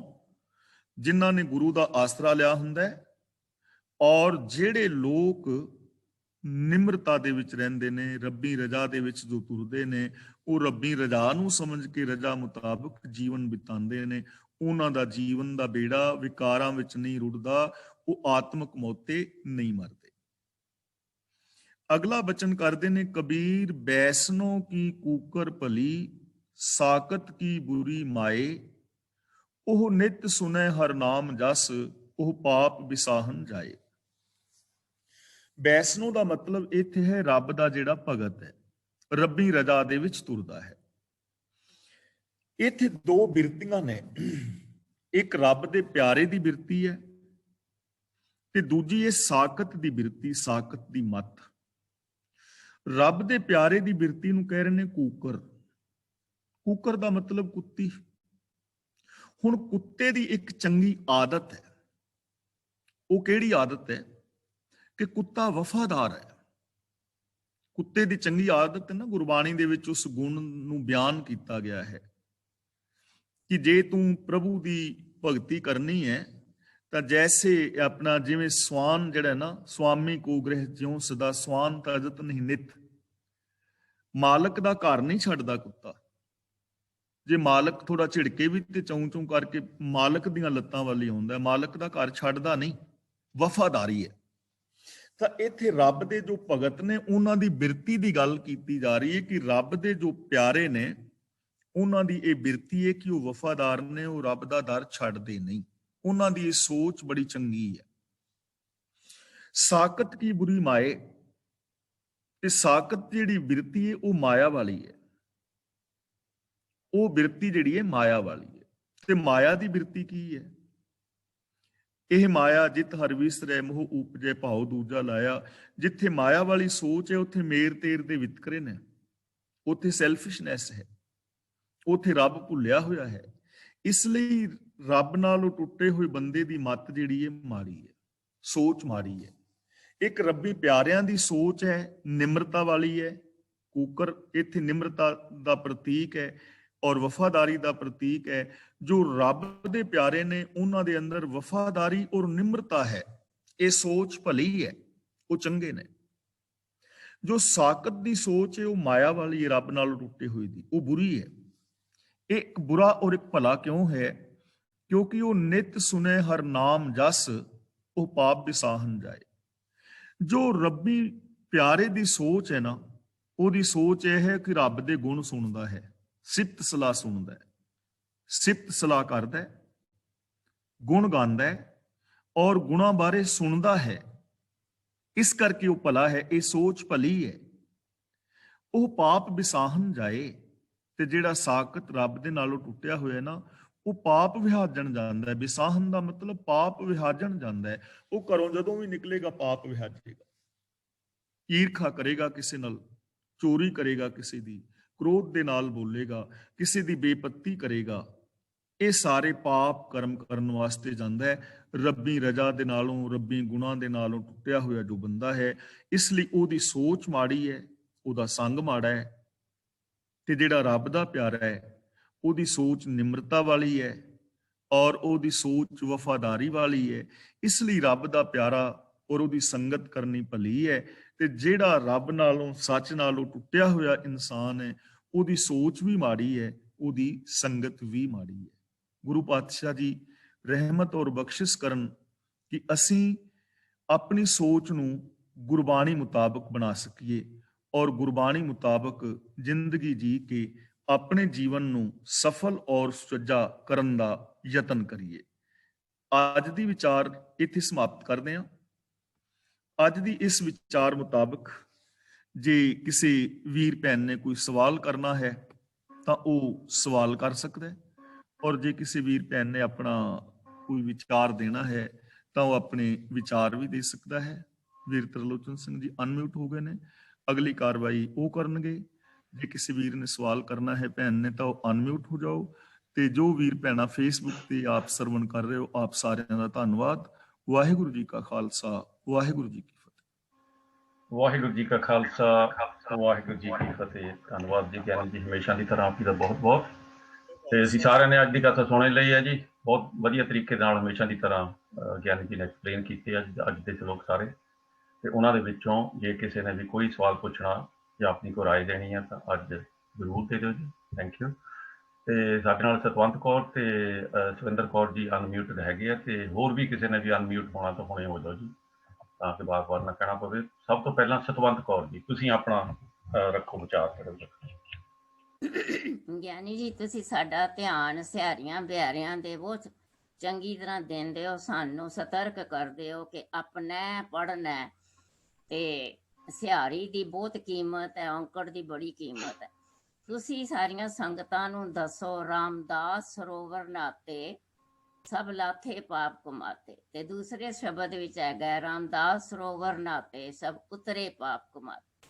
ਹੁਣ ਇਹ ਤੁਕਾਂ ਦਰਬਾਰ ਸਾਹਿਬ ਦਾ ਜਿਹੜਾ ਸਰੋਵਰ ਹੈ ਨਾ, ਉਹਦੀ ਸਾਈਡ ਤੇ ਲਿਖੇ ਹੋਏ ਨੇ, ਤੇ ਬਹੁਤੇ ਲੋਕਾਂ ਨੂੰ ਇਹ ਲੱਗਦਾ ਹੈ ਕਿ ਗੁਰੂ ਸਾਹਿਬ ਕਹਿ ਗਏ ਨੇ ਕਿ ਸਾਨੂੰ ਸਰੋਵਰ 'ਚ ਜ਼ਰੂਰ ਨਹਾਉਣਾ ਚਾਹੀਦਾ, ਤੇ ਇਹ ਅਰਥ ਠੀਕ ਨਹੀਂ ਮੈਨੂੰ ਪਤਾ ਹੈ, ਪਰ ਮੈਂ ਚਾਹੁੰਦੀ ਹਾਂ ਕਿ ਤੁਸੀਂ ਸਾਰੀਆਂ ਸੰਗਤਾਂ ਨੂੰ ਇਹ ਐਕਸਪਲੇਨ ਕਰੋ ਕਿ ਇਹਨਾਂ ਦਾ ਅਰਥ ਕੀ। ਹਾਂਜੀ, ਇਹਨਾਂ ਪੰਕਤੀਆਂ ਦਾ ਜੋ ਅਰਥ ਭਾਈ ਸਾਹਿਬ ਸਿੰਘ ਜੀ ਨੇ ਕੀਤਾ ਹੋਇਆ ਦਰਪਣ ਦੇ ਵਿੱਚ, ਉਹ ਤੁਸੀਂ ਸਾਰੇ ਵੀਰ ਭੈਣਾਂ ਪੜ੍ਹ ਸਕਦੇ ਹੋ ਗੁਰਬਾਣੀ ਸਰਚਰ ਤੇ ਵੀ, ਜਾਂ ਆਈ ਗੁਰਬਾਣੀ ਵਿੱਚ, ਜਾਂ ਈਸ਼ਰ ਮਾਈਕਰੋ ਮੀਡੀਆ ਤੇ, ਜਾਂ ਹੋਰ ਵੀ ਕੋਈ ਗੁਰਬਾਣੀ ਦੀਆਂ ਐਪਸ ਨੇ। ਔਰ ਦਰਬਾਰ ਸਾਹਿਬ ਅੰਮ੍ਰਿਤਸਰ ਸਾਹਿਬ ਜਿਹੜੇ ਅਰਥ ਡਿਸਪਲੇ ਕੀਤੇ ਜਾਂਦੇ ਨੇ ਜਾਂ ਲਿਖੇ ਜਾਂਦੇ ਨੇ, ਉਹ ਵੀ ਭਾਈ ਸਾਹਿਬ ਸਿੰਘ ਦੇ ਟੀਕੇ ਵਿੱਚੋਂ ਹੀ ਲਿਖੇ ਜਾਂਦੇ ਨੇ। ਤੇ ਭਾਈ ਸਾਹਿਬ ਸਿੰਘ ਜੀ ਨੇ ਇਹਨਾਂ ਦਾ ਅਰਥ ਕੀਤਾ ਹੈ ਰਾਮਦਾਸ ਦਾ ਮਤਲਬ ਰਾਮ ਦੇ ਦਾਸ, ਰਾਮ ਦੇ ਸੇਵਕ, ਰੱਬ ਦੇ। ਹਾਂਜੀ। ਰਾਮਦਾਸ ਸਰੋਵਰ ਦਾ ਮਤਲਬ ਰਾਮ ਦੇ ਦਾਸਾਂ ਦਾ ਸਰੋਵਰ, ਯਾਨੀ ਸਤਸੰਗਤ। ਰਾਮਦਾਸ ਸਰੋਵਰ ਦਾ ਮੀਨਿੰਗ ਇੱਥੇ ਹੈਗਾ ਸਤਸੰਗਤ। ਰਾਮਦਾਸ ਸਰੋਵਰ ਨਾਤੇ ਜਿਨ੍ਹਾਂ ਨੇ ਸਤਸੰਗਤ ਦੇ ਵਿੱਚ ਡੁਬਕੀ ਲਗਾਈ, ਯਾਨੀ ਆਪਣੀ ਮੈਂਟੈਲਿਟੀ ਨੂੰ ਸਾਫ਼ ਕੀਤਾ, ਸਭ ਉਤਰੇ ਪਾਪ ਕਮਾਤੇ, ਉਹਨਾਂ ਦੇ ਸਾਰੇ ਪਾਪ ਉਤਰ ਗਏ। ਸੰਤੋ ਰਾਮਦਾਸ ਸਰੋਵਰ ਨੀਕਾ ਜੋ ਨਾਵੇ ਸੋ ਕੁਲ ਤਰਾਵੇ ਉਧਾਰ ਹੁਆ ਹੈ ਜੀ ਕਾ। ਇੱਥੇ ਵੀ ਰਾਮਦਾਸ ਸਰੋਵਰ ਦਾ ਮਤਲਬ ਹੈਗਾ ਰਾਮ ਦੇ ਦਾਸਾਂ ਦਾ ਸਰੋਵਰ, ਯਾਨੀ ਸਤਸੰਗਤ। ਕਿ ਜੋ ਸਤਸੰਗ ਰੂਪੀ ਸਰੋਵਰ ਹੈ ਬਹੁਤ ਮਹਾਨ ਹੈ। ਜਿਹੜਾ ਇਹ ਸਤਸੰਗ ਰੂਪੀ ਸਰੋਵਰ ਦੇ ਵਿੱਚ ਨਹਾਉਂਦਾ ਹੈ ਨਾ, ਉਹ ਆਪਣੀਆਂ ਕੁੱਲਾਂ ਯਾਨੀ ਆਪਣੇ ਗਿਆਨ ਇੰਦਰੀਆਂ ਦਾ ਉਧਾਰ ਕਰ ਲੈਂਦਾ ਹੈ, ਔਰ ਉਹਦੀ ਜਿੰਦ ਦੀ ਕਾਰਾਂ ਤੋਂ ਖਲਾਸੀ ਹੋ ਜਾਂਦੀ ਹੈ। ਇਹਦਾ ਮੀਨਿੰਗ ਇਹ ਹੈ। ਇਹਦਾ ਮੀਨਿੰਗ ਇਹ ਵੀ ਨਹੀਂ ਹੋਏਗਾ ਕਿ ਗੁਰਬਾਣੀ ਦੇ ਵਿੱਚ ਚੁੱਭੀ ਲਾਉਂਦੇ, ਕਿਉਂਕਿ ਸੰਗਤ ਕਰਦੇ ਆ ਤੇ ਸੰਗਤ ਦੇ ਵਿੱਚ ਅਸੀਂ ਗੁਰਬਾਣੀ ਡਿਸਕਸ ਕਰਦੇ ਆ ਨਾ। ਹਾਂਜੀ ਭੈਣ ਜੀ, ਉਹ ਤਾਂ ਅੰਡਰਸਟੈਂਡ ਵੀ ਹੈ, ਕਿਉਂਕਿ ਸਤਸੰਗਤ ਕੈਸੀ ਜਾਣੀ ਹੈ ਜਿੱਥੇ ਇੱਕੋ ਨਾਮ ਖਾਣੀ ਹੈ। ਹਾਂਜੀ। ਔਰ ਸਤਸੰਗਤ ਵਾਸਤਵ ਦੇ ਵਿੱਚ ਕੀ ਹੈ, ਜਦੋਂ ਤੁਸੀਂ ਇਹਨੂੰ ਡਿਟੇਲ ਨਾਲ ਪੜੋਗੇ ਤਾਂ ਸਤਸੰਗਤ ਸਤਿਗੁਰੂ ਚਟਸਾਲ ਹੈ ਜਿਤ ਹਰ ਗੁਣ ਸਿੱਖਾ। ਹਾਂਜੀ। ਸਤਸੰਗ ਕੀ ਹੈ ਕਿ ਗੁਰੂ ਦਾ ਇੱਕ ਸਕੂਲ ਹੈ, ਤੇ ਗੁਰੂ ਦੇ ਉਸ ਸਕੂਲ ਦੇ ਅੰਦਰ ਅਸੀਂ ਹਰੀ ਦੇ ਗੁਣ ਸਿੱਖਣੇ ਨੇ। ਪੰਕਤੀ ਸਾਰੇ ਨੋਟ ਕਰ ਲਓ। ਸਤਸੰਗਤ ਸਤਿਗੁਰ ਚਟਸਾਲ ਹੈ। ਚਟਸਾਲ ਦਾ ਮਤਲਬ ਪਾਠਸ਼ਾਲਾ, ਸਕੂਲ। ਸਤਸੰਗਤ ਸਤਿਗੁਰ ਚਟਸਾਲ ਹੈ ਜਿਤ ਹਰ ਗੁਣ ਸਿੱਖਾ। ਕਿ ਜੋ ਸਤਸੰਗਤ ਹੈ ਗੁਰੂ ਦਾ ਸਕੂਲ ਹੈ, ਇਥੋਂ ਹਰੀ ਦੇ ਗੁਣ ਸਿੱਖਣੇ ਨੇ। ਤਾਂ ਸਤਸੰਗ ਵਿੱਚ ਡੁਬਕੀ ਲਾਉਣ ਦਾ ਮਤਲਬ ਸੱਚ ਦੇ ਵਿੱਚ ਇਸ਼ਨਾਨ ਕਰਨਾ, ਗੁਰੂ ਦੇ ਗਿਆਨ ਦੇ ਵਿੱਚ ਇਸ਼ਨਾਨ ਕਰਨਾ, ਗੁਰਬਾਣੀ ਵਿੱਚ ਇਸ਼ਨਾਨ ਕਰਨਾ, ਕੋਈ ਵੀ ਸ਼ਬਦ ਲੈ ਸਕਦੇ ਹੋ। ਗੱਲ ਹੈਗੀ ਹੈ ਵੀ ਭਰੀਏ ਮਤ ਪਾਪਾਂ ਕੇ ਸੰਗ ਉਹ ਧੋਪੇ ਆਵੇ ਕੇ ਰੰਗ। ਆਪਣੀ ਮਨ ਦੀ ਜਿਹੜੀ ਮੈਲ ਹੈ ਵਿਕਾਰਾਂ ਦੀ, ਉਹ ਉਤਾਰਨੀ ਹੈ। ਤਾਂ ਪਾਪ ਅੰਦਰ ਨੇ, ਉਹਨਾਂ ਪਾਪਾਂ ਨੇ ਜੋ ਹੈ ਗਿਆਨ ਦੇ ਰਾਹੀਂ, ਸ਼ੁਭ ਗੁਣਾਂ ਦੇ ਰਾਹੀਂ ਰੱਬੀ ਰਜਾ ਵਿੱਚ ਤੁਰਨ ਦੇ ਨਾਲ ਉਤਰਨਾ। ਭਾਈ ਤੇ ਸਾਹਿਬ ਜੀ ਇਹ ਤੋਂ ਸਤਸੰਗ ਜਿਹੜਾ ਇੱਕ ਸਕੂਲ ਹੈ, ਇੱਥੇ ਹਰੀ ਦੇ ਅਸੀਂ ਗੁਣ ਸਿੱਖਣ ਆਉਣਾ ਹੈ। ਇੱਥੋਂ ਅਸੀਂ ਨਿਰਭੈਤਾ ਸਿੱਖੀਏ, ਨਿਰਵੈਰਤਾ ਸਿੱਖੀਏ, ਸੱਚ ਸਿੱਖੀਏ, ਦਇਆ ਸਿੱਖੀਏ, ਧਰਮ ਸਿੱਖੀਏ, ਨਿਮਰਤਾ। ਇਹ ਸਾਰੇ ਗੁਣ ਸਿੱਖਣਾ ਹੀ ਇਹ ਸਤਸੰਗ ਦਾ ਮਤਲਬ ਹੈਗਾ, ਸਕੂਲ ਦੇ ਵਿੱਚ ਆਉਣਾ ਹੀ ਇਸ ਵਾਸਤੇ। ਭਾਈ ਸਾਹਿਬ ਜੀ ਇਹ ਤੋਂ ਫੇਰਤੀ ਬੋਲਿਓ, ਮੈਂ ਲਿਖ ਰਹੀ ਸੀ, ਪੂਰੀ ਨਹੀਂ ਹੋਈ। ਸਤਸੰਗ ਸਤਿਗੁਰ ਟਕਸਾਲ ਹੈ, ਇਤ ਹਰ ਗੁਣ ਸਿੱਖਾ। ਜਦੋਂ ਤੁਸੀਂ ਪਹਿਲੇ 4 ਅੱਖਰ ਪਾਓਗੇ ਸਤਸੰਗਤ ਸਤਿਗੁਰ, ਤਾਂ ਉਹ ਫਿਰ ਹਾਂਜੀ। ਸਾਰੀ ਪੰਕਤੀ ਉਹ ਆ ਆਟੋਮੈਟਿਕਲੀ ਜਾਂਦੀ ਹੈ ਨਾ ਪੰਕਤੀ। ਪਰ ਐਨੀਵੇ ਮੈਂ ਹੁਣ ਇੱਥੇ ਹੀ ਐਸੇ ਸ਼ਲੋਕ ਦੇ ਉੱਪਰ ਹੀ ਲਿਖਣਾ ਚਾਹੁੰਦੀ ਸੀ ਕਿ ਤਾਂ ਕਿ ਮੇਰੀ ਹਾਂਜੀ। ਬੇਟੀ ਦੇਖ ਸਕੇ। ਹਾਂਜੀ ਧੰਨਵਾਦ।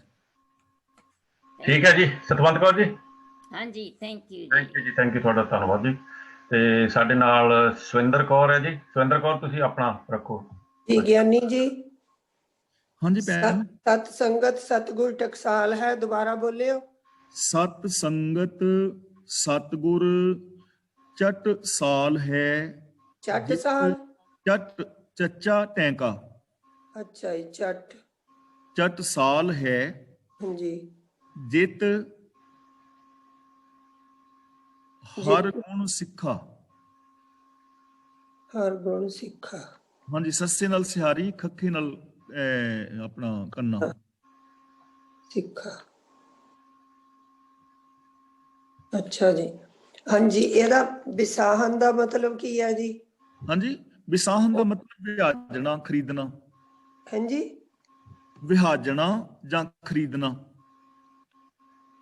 ਇਹਦੇ ਵਿੱਚ ਕਿਵੇਂ ਮਤਲਬ ਆਉਂਦਾ ਹੈਗਾ ਲਾਈਨ ਦੇ ਵਿੱਚ? ਉਹ ਪਾਪ ਵਿਸਾਹਨ ਜਾਏ। ਹਾਂਜੀ, ਉਹ ਪਾਪ ਖਰੀਦਣ ਜਾਂਦਾ ਹੈ, ਵਿਹਾਜਣ ਜਾਂਦਾ ਹੈ, ਪਾਪ ਕਰਮ ਕਮਾਣ ਜਾਂਦਾ ਹੈ। ਵਿਸਾਹਨ ਦਾ ਮਤਲਬ ਵਿਹਾਜਣਾ ਹੁੰਦਾ ਹੈ। ਜਾਂ ਕੀ ਵਿਹਾਜ ਲਿਆਂਦਾ ਹੈ ਜਾਂ ਖਰੀਦ ਲਿਆਂਦਾ ਹੈ। ਇੱਥੇ ਤੁਸੀਂ ਕਮਾਣਾ ਲਿਖ ਲਓ, ਪਾਪ ਵਿਸਾਹਨ ਜਾਏ ਦਾ ਮਤਲਬ ਪਾਪ ਕਮਾਣ ਜਾਂਦਾ, ਸੌਖਾ ਲਿਖ ਲਓ ਤੁਸੀਂ। ਠੀਕ ਹੈ ਜੀ ਸਵਿੰਦਰ ਕੌਰ ਜੀ, ਹੋਰ ਤਾਂ ਨਹੀਂ ਕੋਈ ਕੁਐਸਚਨ? ਠੀਕ ਹੈ ਜੀ, ਥੈਂਕ ਯੂ। ਓਕੇ ਜੀ, ਧੰਨਵਾਦ ਜੀ ਤੁਹਾਡਾ ਵੀ। ਤੇ ਸਾਡੇ ਨਾਲ ਆਪਣੇ ਨੀਨਾ ਜੀ ਜੁੜੇ ਆ। ਨੀਨਾ ਜੀ ਤੁਸੀਂ ਵੀ ਆਪਣਾ ਸਵਾਲ ਰੱਖੋ। ਹੋਰ ਕਿਸੇ ਨੇ ਵੀ ਅਨਮਿਊਟ ਹੋਣਾ ਤਾਂ ਹੁਣੇ ਹੋ ਜਾਓ ਜੀ। ਹਾਂਜੀ ਨੀਨਾ ਜੀ। ਹਾਂਜੀ ਭਾਈ ਸਾਹਿਬ ਜੀ, ਇਹ ਪਹਿਲੇ ਲੈਸਨ ਤੋਂ ਹੈਗਾ ਹੈ, ਜਿਉ ਬਨ ਫਲ ਪਾਕੇ ਬੂਏ, ਗਿਰੇ ਬਹੁਰ ਨ ਲਾਗੇ ਡਾਰ। ਹਾਂਜੀ, ਕਬੀਰ ਮਾਨਸ ਜਨਮ ਦੁਲੰਭ ਹੈ, ਹੋਏ ਨਾ ਬਾਰੇ ਬਾਰ, ਜਿਉ ਬਨ ਫਲ ਪਾਕੇ ਭੂਏ ਗਿਰੈ, ਬਹੁਰ ਨਾ ਲਾਗੇ ਡਾਰ। ਬਨ ਫਲ ਦਾ ਮਤਲਬ ਹੈਗਾ ਜੰਗਲ ਦੇ ਫਲ, ਜਿਹੜੇ ਜੰਗਲ ਦੇ ਰੁੱਖਾਂ ਨੂੰ ਲੱਗੇ ਹੁੰਦੇ ਨੇ, ਉਹ ਫਲ। ਅੱਛਾ ਜੀ। ਗਿਰੈ ਦਾ ਮਤਲਬ ਜਦੋਂ ਪੱਕ ਕੇ ਡਿੱਗ ਪੈਂਦੇ ਨੇ। ਬਹੁਰ ਨਾ ਲਾਗੇ ਡਾਰ ਦਾ ਮਤਲਬ ਮੁੜ ਕੇ ਉਹ ਡਾਲੀ ਦੇ ਨਾਲ ਨਹੀਂ ਲੱਗਦੇ, ਟਹਿਣੀ ਦੇ ਨਾਲ ਬੇਕਾਰ ਚਲੇ ਜਾਂਦੇ। Thank you very much. ਠੀਕ ਹੈ ਜੀ ਨੀਨਾ ਜੀ, ਬਸ ਧੰਨਵਾਦ ਜੀ। ਹੋਰ ਤਾਂ ਕੋਈ ਅਨਮਿਊਟ ਨਹੀਂ ਜੀ ਹੈਗਾ ਇਸ ਵੇਲੇ। ਤੇ ਅਸੀਂ ਸਤਨਾਮ ਕੌਰ ਜੀ। ਹਾਂਜੀ, ਹੁਣ ਕੋਈ ਅਨਮਿਊਟ ਨਹੀਂ ਤਾਂ ਮੈਂ ਇੱਕ ਛੋਟੀ ਜਿਹੀ ਕਵਿਤਾ ਪੇਸ਼ ਕਰਨਾ ਚਾਹੁੰਦੀ ਹਾਂ। मैं 2 दिन पहले ही लिखी है किसाना ਲਈ, ਤਾਂ इजाजत मिले ਤਾਂ। ਕੋਈ नहीं जी, करो। हाँ जी। कितनी जरखेज है मेरे पंजाब की माटी, कितनी जरखेज है मेरे पंजाब की माटी, बार बार बहादुरों को जन्म दिए जाती है। कितनी बार भीगा है लहू से इसका दामन, फिर लड़ने मरने को तैयार किए जाती है। खुदा जाने क्या तासीर है इसकी फिजा में, खुदा जाने क्या तासीर है इसकी फिजा में, हर आंख में गैरत के तूफान नजर आते हैं। क्या कयामत का बल है यहाँ के पानी में, क्या कयामत का बल है यहाँ के पानी में, सिर धर की बाजी लगाने से न कतराते हैं। खुदा भी खास मेहरबान रहा इन सिरफरों पर, खुदा भी खास मेहरबान रहा इन सिरफरों पर, फौलादी जिस्म देकर रहम दिल बना डाला। जाने किस मिट्टी से घड़ बैठा विधाता इन्हें, जाने किस मिट्टी से घड़ बैठा विधाता इन्हें, चरखियों पे चढ़े गर्म पानी में गया उबाला। वह तो बदनसीबी रही पिछली सदी से इनकी, वह तो बदनसीबी रही पिछली सदी से इनकी, बेगैरत लीडरों ने इन्हें अंधेरी खाई में ढकेला। खुद तो गुलछर्रे उड़ाते रहे, खुद तो गुलछर्रे उड़ाते रहे हुक्मरानों के संग, पंजाब के पानी को गैर के आंगन में उड़ेला। पर अब इनकी कोई दाल नहीं गलने वाली। गली कूचों से बगावत की बू का झोंका आया, अपने हक के लिए सीना तान के बढ़ाए, अपने हक के लिए सीना तान के बढ़ाए। इनकी दहाड़ से पूरे देश को सोए से जगाया, इनकी दहाड़ ने पूरे देश को सोए से जगाया। इनकी रगों में दौड़ रहा है दशमेश का लहू, अपने खून पसीने की कमाई बचाने आए हैं। जब दाव पे लगी जान से प्यारी जमीन की, जब दाव पे लगी जान से प्यारी जमीन की, तो खाली हाथ ना मुड़ने का बीड़ा उठा आए हैं, तो खाली हाथ ना मुड़ने का बीड़ा उठा आए हैं। वाहिगुरु जी का खालसा, वाहिगुरु जी की फतेह। ਵਾਹਿਗੁਰੂ ਜੀ ਕੀ ਫਤਿਹ ਜੀ। ਵਾਹਿਗੁਰੂ ਜੀ ਕੀ ਫਤਿਹ। मैं जबरदस्ती सुना देनी है, मैं 2 दिन पहले ही लिखी सी। ਕੋਈ ਨਹੀਂ ਜੀ, ਜ਼ਬਰਦਸਤੀ ਕੋਈ ਨਹੀਂ ਜੀ, ਇੱਥੇ ਤੁਹਾਡਾ ਆਪਣਾ ਪ੍ਰੋਗਰਾਮ ਆ ਸਾਰਾ। ਇਹਦੇ ਵਿੱਚ ਬਹੁਤ ਵਧੀਆ ਤੁਸੀਂ ਲਿਖਦੇ ਆ। ਅੱਗੇ ਵੀ ਤੁਸੀਂ ਇੱਕ ਵਾਰੀ ਕਵਿਤਾ ਲਿਖੀ ਸੀਗੀ, ਸੁਣਾਈ ਸੀ, ਔਰ ਹੁਣ ਵੀ ਤੁਸੀਂ ਇਹ ਲਿਖੀ ਹੈ, ਸੁਣਾਈ ਹੈ, ਤਾਂ ਬਹੁਤ ਵਧੀਆ। ਧੰਨਵਾਦ ਜੀ ਤੁਹਾਡਾ। ਇੱਦਾਂ ਹੀ ਤਰੱਕੀਆਂ ਦੇ ਵਿੱਚ ਰਹੋ ਤੇ ਇੱਦਾਂ ਦਿੰਦੇ ਰਹੋ ਸਭ ਕੁਝ। ਤੇ ਸਾਡੇ ਨਾਲ ਬਲਦੀਸ਼ ਕੌਰ ਜੀ, ਮੈਂ ਤੁਹਾਡੇ ਕੋਲ ਹੁਣੇ ਆਣਾ ਜੀ। ਤੇ ਸਾਡੇ ਨਾਲ 2-3 ਜਣੇ ਅੱਜ ਹੋਰ ਜੁੜੇ ਆ ਜੀ। ਸਾਡੇ ਨਾਲ ਸਾਡੇ ਭਾਈ ਸਾਹਿਬ ਤਾਰਾ ਸਿੰਘ ਟੋਰਾਂਟੋ ਤੋਂ ਆ, ਤੇ ਆਪਣੇ ਕੁਲਵੀਰ ਸਿੰਘ ਜਰਮਨੀ ਤੋਂ ਆ ਜੀ, ਤੇ ਆਪਣੇ ਇਹਨਾਂ ਨੂੰ ਸਾਰਿਆਂ ਨੂੰ ਵੈਲਕਮ ਜੀ। ਤੇ ਸਾਡੇ ਨਾਲ ਇੱਕ ਹੋਰ ਆਪਣੇ ਹੈਗੇ ਜੁੜੇ ਭਾਈ ਸਾਹਿਬ ਮਾਰਵੇ, ਇਸ ਵੇਲੇ ਉਹ ਦਿਸ ਰਹੇ ਆ। ਜੇ ਉਹਨਾਂ ਨੇ ਕੋਈ ਗੱਲ ਕਰਨੀ ਆ ਤਾਂ ਉਹ ਜ਼ਰੂਰ ਕਰ ਸਕਦੇ ਸਾਡੇ ਨਾਲ। ਮਾਰਵੇ ਮੈਂ ਬਸ ਸੁਣ ਰਿਹਾ ਹੈ। ਅੱਛਾ ਜੀ, ਤੇ ਮੈਂ ਕਿਹਾ ਚਲੋ ਅੱਜ ਲੱਗ ਕੇ ਦੇਖਦੇ ਹਾਂ ਕਿਸ ਤਰ੍ਹਾਂ ਗੱਲ। ਬਹੁਤ ਵਧੀਆ ਜੀ, ਧੰਨਵਾਦ ਜੀ। ਤੁਸੀਂ ਕਿਹੜੀ ਜਗ੍ਹਾ ਤੋਂ ਆ ਜੀ? ਮੈਂ ਲੰਡਨ ਜੀ। ਲੰਡਨ ਤੋਂ ਜੀ। ਅੱਛਾ ਜੀ, ਠੀਕ ਹੈ ਜੀ। ਪਹਿਲੀ ਵਾਰ ਆਏ ਤੁਸੀਂ? ਹਾਂਜੀ, ਠੀਕ ਹੈ ਜੀ, ਤੁਹਾਨੂੰ ਬਹੁਤ ਬਹੁਤ ਵੈਲਕਮ ਜੀ, ਜੀ ਆਇਆਂ। ਤੇ ਇਸੇ ਤਰ੍ਹਾਂ ਤੁਸੀਂ ਆਏ ਰਹੋ ਤੇ ਹੋਰਨਾਂ ਨੂੰ ਵੀ ਤੁਸੀਂ ਦੱਸਿਓ ਜ਼ਰੂਰ। ਤੇ ਠੀਕ ਹੈ ਜੀ, ਆਪਾਂ ਇੱਥੇ ਮੇਰਾ ਖਿਆਲ ਸਮਾਪਤੀ ਕਰ ਲੈਂਦੇ। ਹੋਰ ਤਾਂ ਕਿਸੇ ਨੇ ਕੋਈ ਨਹੀਂ ਕੁਝ ਵੀ ਕਹਿਣਾ ਮੇਰਾ ਖਿਆਲ। ਤੇ ਅਸੀਂ ਸਾਰਿਆਂ ਦਾ ਧੰਨਵਾਦ ਕਰਦੇ ਹਾਂ ਜੀ, ਜਿਨ੍ਹਾਂ ਨੇ ਆਪਣੇ ਪ੍ਰੋਗਰਾਮ ਦੇ ਵਿੱਚ ਅੱਜ ਹਿੱਸਾ ਲਿਆ, ਪਹਿਲਾਂ ਦੇ ਪ੍ਰੋਗਰਾਮ ਦੇ ਵਿੱਚ ਵੀ ਤੇ ਬਾਅਦ ਦੇ ਵਿੱਚ ਵੀ, ਜਿਨ੍ਹਾਂ ਨੇ ਆਪਣੇ ਸੁਝਾਅ ਦਿੱਤੇ ਆ, ਸਵਾਲ ਪੁੱਛੇ ਆ, ਸਾਰਾ ਕੁਝ। ਉਹਨਾਂ ਸਾਰਿਆਂ ਦਾ ਬਹੁਤ ਬਹੁਤ ਧੰਨਵਾਦ। ਆਪਾਂ ਕੱਲ੍ਹ ਨੂੰ ਵਾਪਸ ਮੁੜ ਕੇ ਆਵਾਂਗੇ ਇਸੇ ਪਲੇਟਫਾਰਮ ਤੇ 1 ਵਜੇ ਇੰਗਲੈਂਡ ਦੇ ਟਾਈਮ ਦੇ ਮੁਤਾਬਕ। ਸੋ ਸਾਰਿਆਂ ਨੂੰ ਬੇਨਤੀ ਹੈ ਮੁੜ ਕੇ ਫਿਰ ਜੁਆਇਨ ਕਰੋ ਜੀ। ਉੱਤਾਂ ਛੁੱਟੀਆਂ ਲਓ। ਬੁਲਾਓ ਫਤਿਹ ਜੀ। ਵਾਹਿਗੁਰੂ ਜੀ ਕਾ ਖਾਲਸਾ, ਵਾਹਿਗੁਰੂ ਜੀ ਕੀ ਫਤਿਹ।